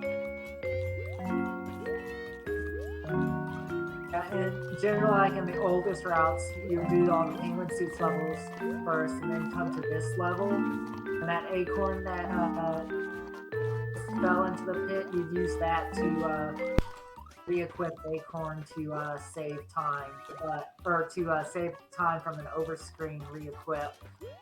But now because of and we're going to get the acorn of what's going to happen after World 3, it's better. It doesn't matter. Yeah, and actually, I think with the current strats that we have now for World 3, I think equipping Acorn would actually be faster because Penguin Suit just saves a lot of time in World 3. Yes.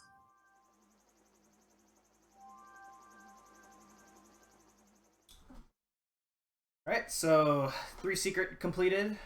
Now we're actually going to go back to the main part of World 3 and do 3-3.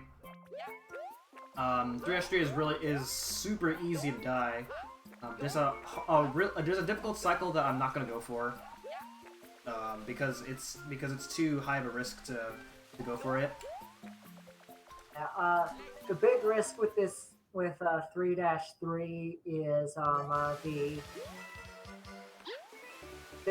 the big risk with 3 is we're on geysers, and sometimes those geysers, they're on tight timers, and if you're not on cycle, you run a high risk of the geyser dissipating, and then you die. Okay, that could have been worse.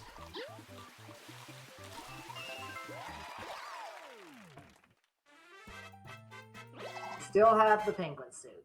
Yeah. I don't know if anybody didn't notice it earlier, but when you die as Nabbit, you go back to small Luigi on the overworld. So dying as Nabbit does have consequences. Mm-hmm. Alright, so Nabbit did spawn. If I were to the other route that I was talking about earlier, hold on, I'll explain after this because this is the hardest Nabbit catch in the game.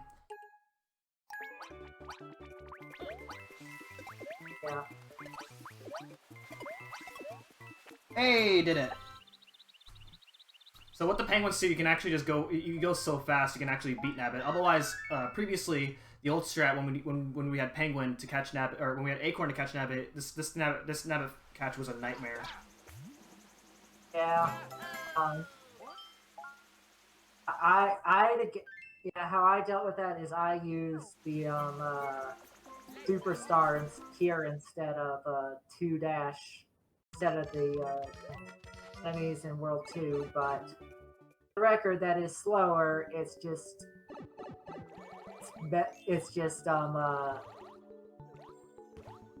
how I handle it.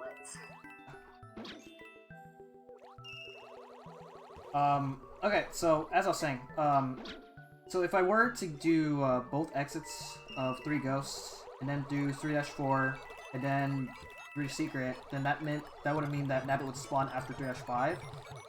And so with this route, Nabbit spawns after 3-3, and the camera going from 3-3 to where Nabbit is versus 3-5 is just ever so slightly faster. So, you know, cool time save. Yep.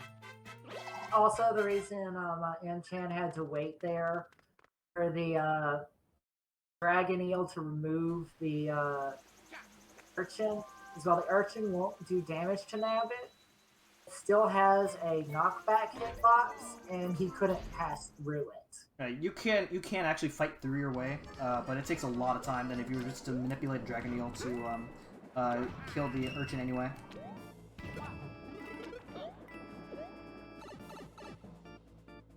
Alright, so with the penguin suit, it allows me to save quite a bit of time here in this water section.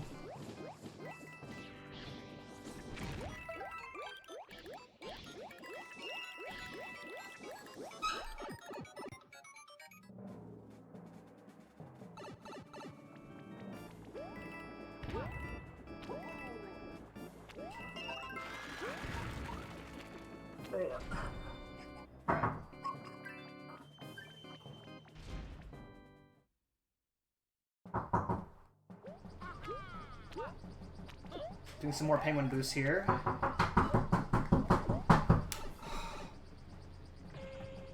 Yeah, and then this is the final Koopaling, and Larry is pretty much like all the others besides Iggy. Since we know where he's going to come out of his shell, we can we're ready to attack him before he's able to actually get going with his cycles.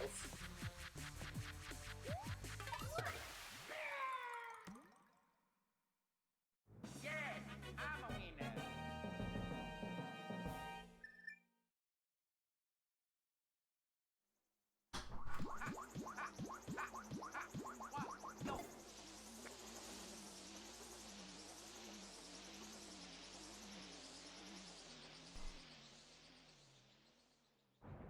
Okay.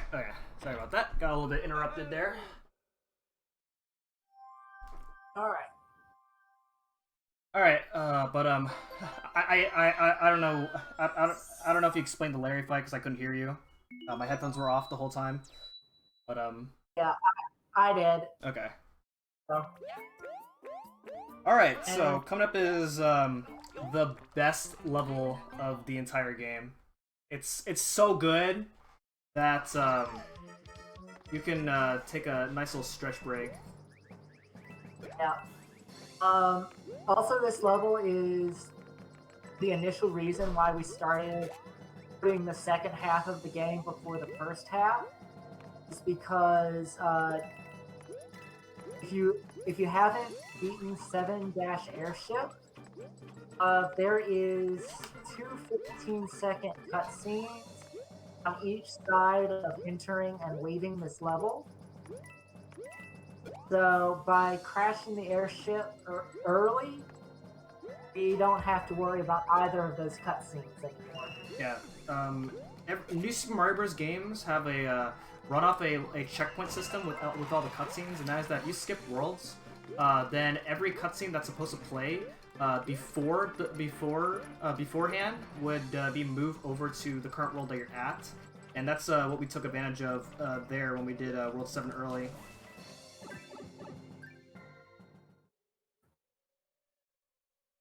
Also, another optimization in this level is I'm actually using Nabbit for this level. It doesn't really do anything, but for some reason, I don't know why, but Nabbit does save time in this level, and again, I have not figured out why that's the case.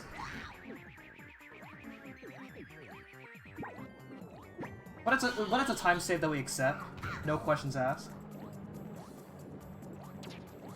Yep. So even though Nabbit's invincible to these torpedoes, you still don't want to get hit by them, otherwise Bowser Jr. laughs at you, which delays his attack.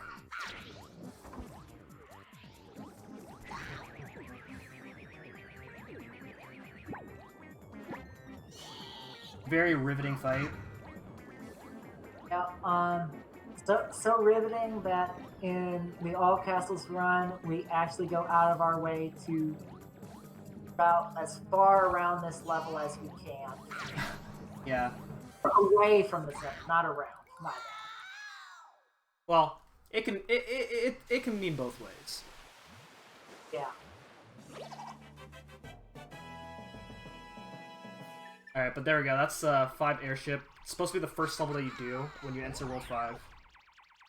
But now we are back to World 5 now for the third time, and the third visit of World 5 is the hardest part of the run. So the first thing here is I'm going to equip the PA Corn, because the PA Corn saves a lot of time in this next level here. It's 5-dash tower. There's a large block snake that you have to ride up throughout the entire level, but with the PA Corn you can just skip that entirely.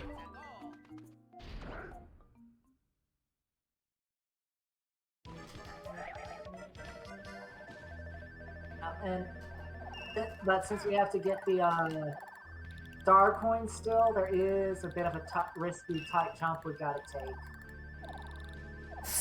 Whew, that was close.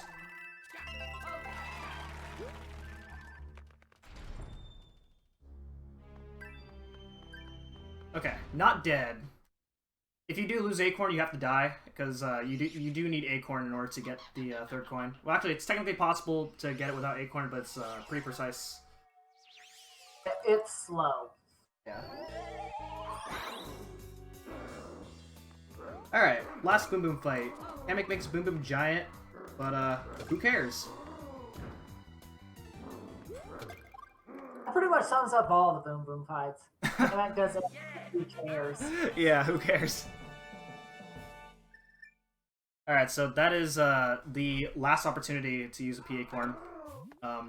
In old routes, we actually in old routes it was routed that we used a P Acorn all 7 times, but that's been routed out when I started looking into 100% in deep detail.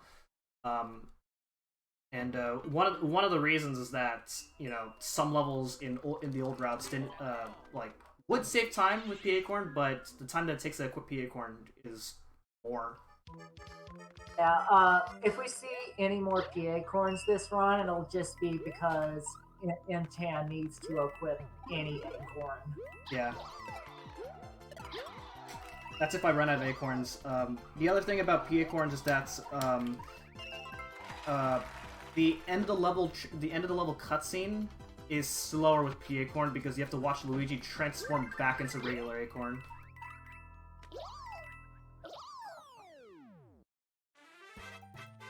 Alright, so that really large jump that you see me make in order to get the secret exit is it's a lot easier with the star. You can make that without a star, but it's like you have a few pixels to make it.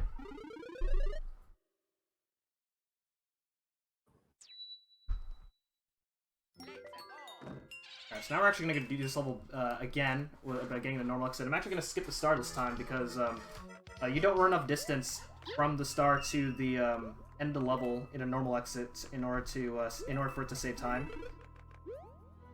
Yeah, but since we're already invincible, it doesn't really matter. Hmm.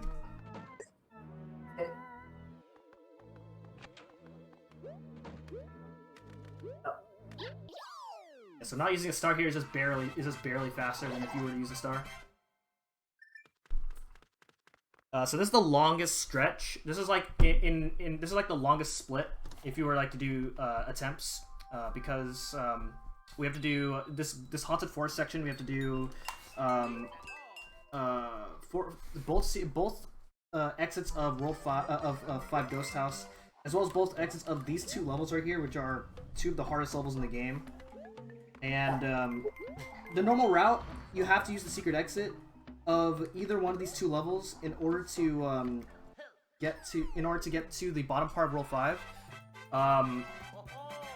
And so there's a lot to do here in this haunted forest section with only 3 levels. Also excluding this particular secret exit. Yeah. But yeah, another thing to note is taking the normal way out. Isn't this whole area called Brimley Woods? Like haunted forest or something like that. Yeah, but whole reason. Yeah, you don't want to take that exit out because there's another random encounter section involving booze. That's why we always to get to Iggy, we take the secret exit they put in the top half of the world rather than coming through here. Yep. Also, it's more levels to go this way.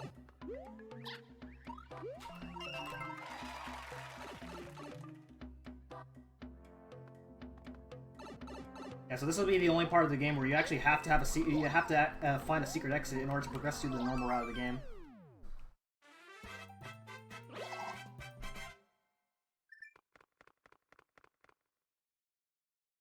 Okay, so that's 5-5. That's one of the hard levels. 5-4 is a huge pain in the butt. The level is called Painted Pipeworks, and I like to emphasize the word pain and painted because this level's a pain.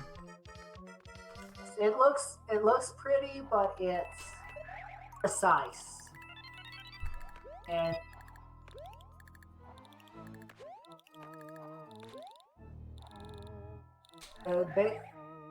There's a little flexibility in the first because the first star coins on a universal cycle. Looks like he's gonna. Oh, you're just going straight to one of the exits. Yeah, and that is that if I am about to die, I can just reset the level and keep my power up. That makes sense because those piranha creepers, especially in the swinging pipes, they can come out of almost nowhere or with almost no time to react. So this is a excellent precaution. Yeah, anyway, as I was saying earlier, there's a little flexibility on this first start, getting to this first start coin. Oh, this is gonna be scary now. It's on a cycle. Oh boy. Ooh, Okay, we're past the hard part. yeah, the good news is that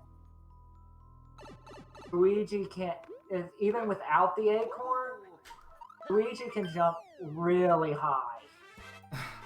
Yeah. So, So that's what happens when you mess up 5-4. This is by far the scariest level in the run as far as losing time, because if you because as you saw, if you mess up, it goes real south. yeah. But conveniently, the only level that we have left to do here is 5 Secret, and 5 Secret does have an acorn that we're just gonna get. Yeah, so there isn't any need for any equip shenanigans. Alright, so normally in any percent we do this level as Nabbit because Nabbit has a faster flyable animation than Luigi, but as Nabbit in this level, the second star coin is really annoying to get. So, and because Nabbit does not save a lot of time, we just use Luigi. It's not something that you want to rely on in a run where you're 2 hours in and you have to rely on a few frame time saver. Yeah.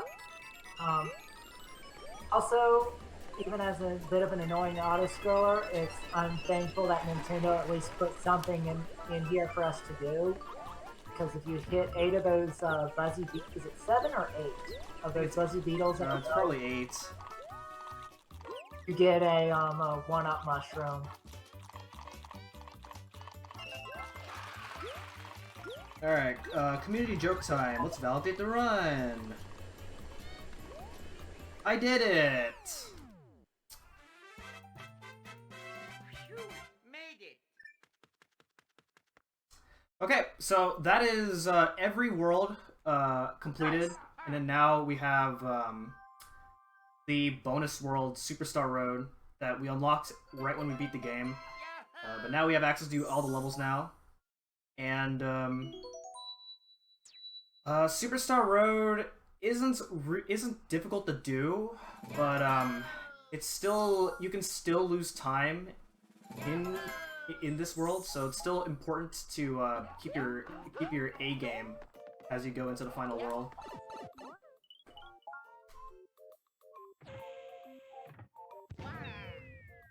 Alright, so here we go.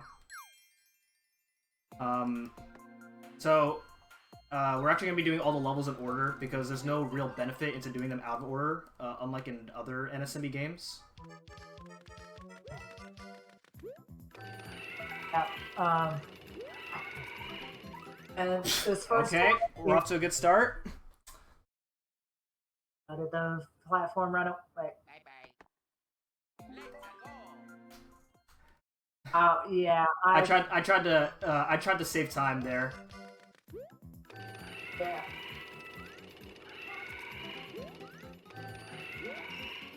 Yeah, it's a bit of a recent optimization where if you jump off the roller coasters early, you can actually keep your speed. And yeah, I failed.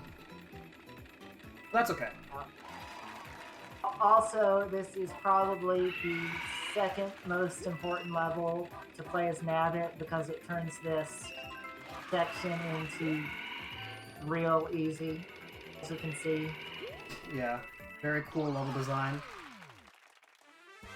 Well, even without Nabbit, you could probably pick up a fire flower and then just Yeah, you still can. wreck. But that's more an IL strat than a RTA one. All right, so this level, a lot of people got stuck on this level in their casual playthroughs. That's because you have to go fast, and if you slow down, you're dead. It's another Thwomp Run level, but without the thwomps.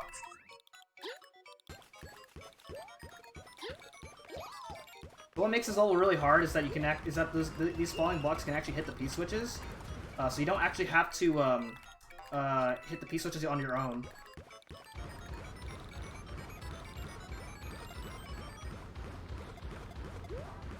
Nice.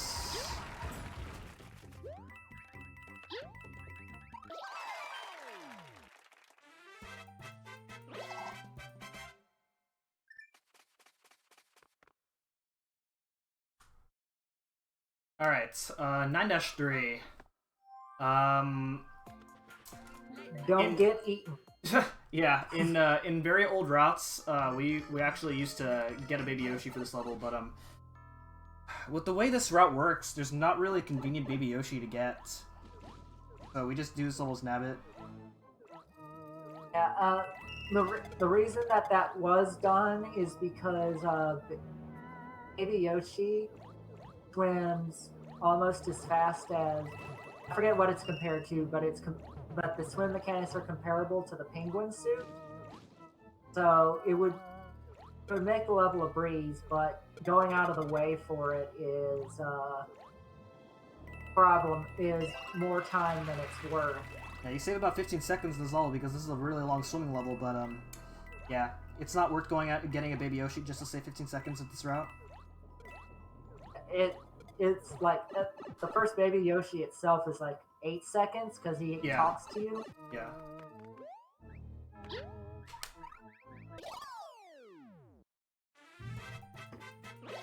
Of course, we have to dodge the fish because that is still the only enemy that can actually kill Nabbit.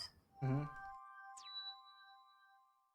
I'm gonna go ahead and equip Acorn here. I do have to equip Acorn at some point, so I am gonna do it here in this level because as Luigi there is a small little time saver that I can do here. That only works with Acorn, even though this is an auto scroller. Yeah. Really quick, what he's talking about is the pipe you go through to get to the end of the level. Its hitbox will be active before it's on screen. So when he gets towards the very end, if he can acorn jump and get into that pipe just a few seconds early.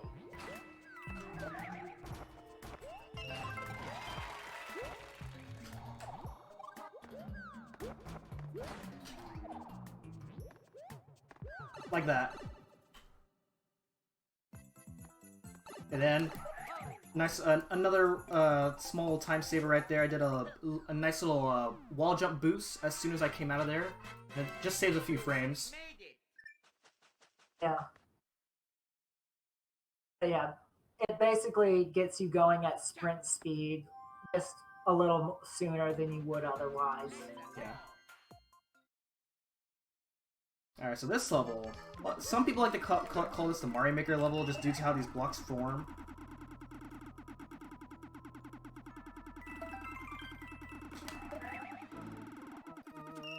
Nice.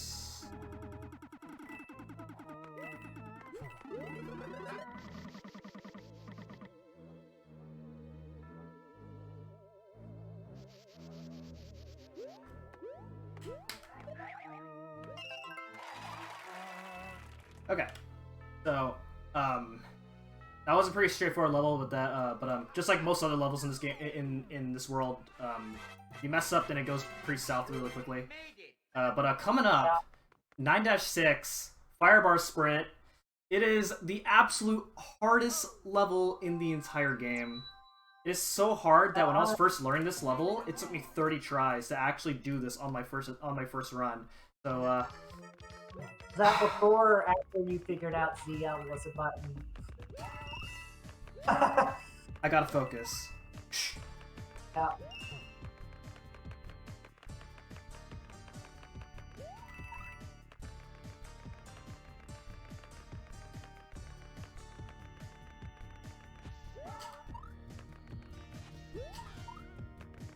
Oh my god, I made it! Let's go!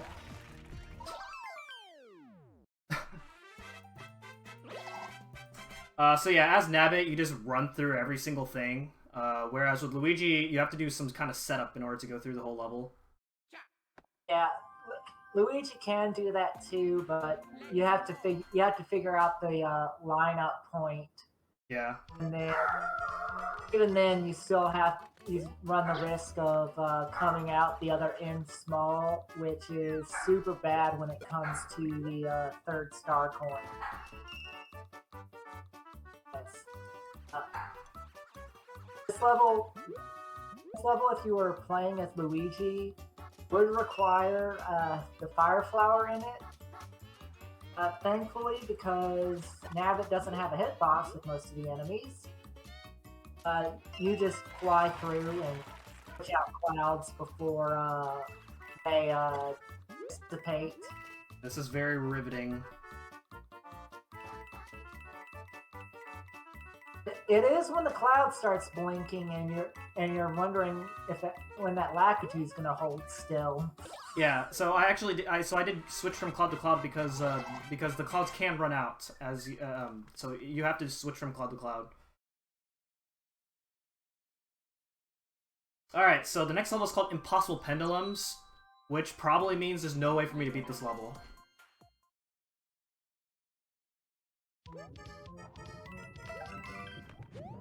For real though, this is a very hard level.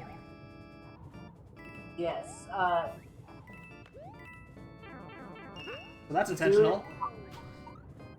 Yeah, the fastest way to do it is to fly through the first half and then damage boost through the second half. Yeah. So that damage right there, you can get that third coin without getting hit.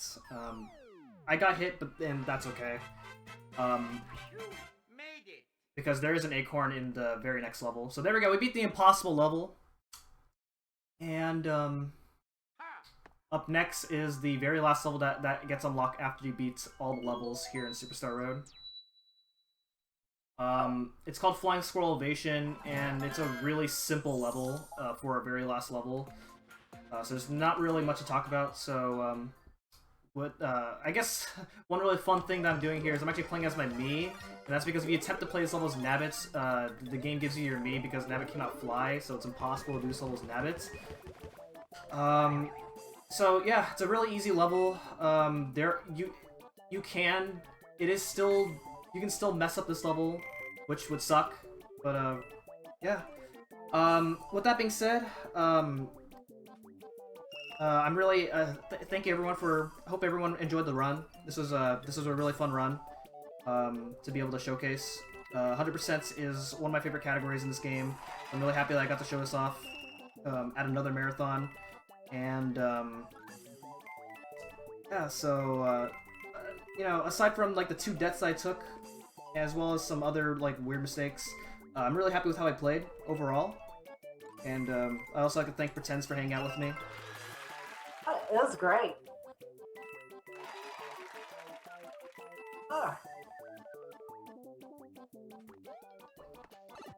Alright, one more thing before I close off the run.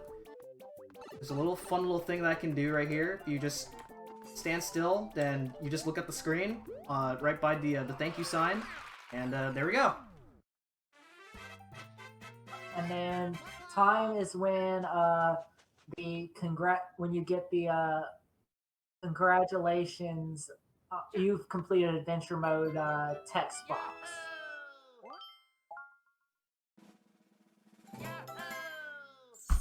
Time 2:14:53. Very good run. That's That's like within like 1, maybe 2 minutes of world record. Oh yeah, 2 minutes off of world record. So yeah, anything under 2:15 is usually really good. So I'm yeah, really happy with this run. And for further confirmation that we have 100%, I'm gonna go ahead and go back to the title screen, and we have 5 stars.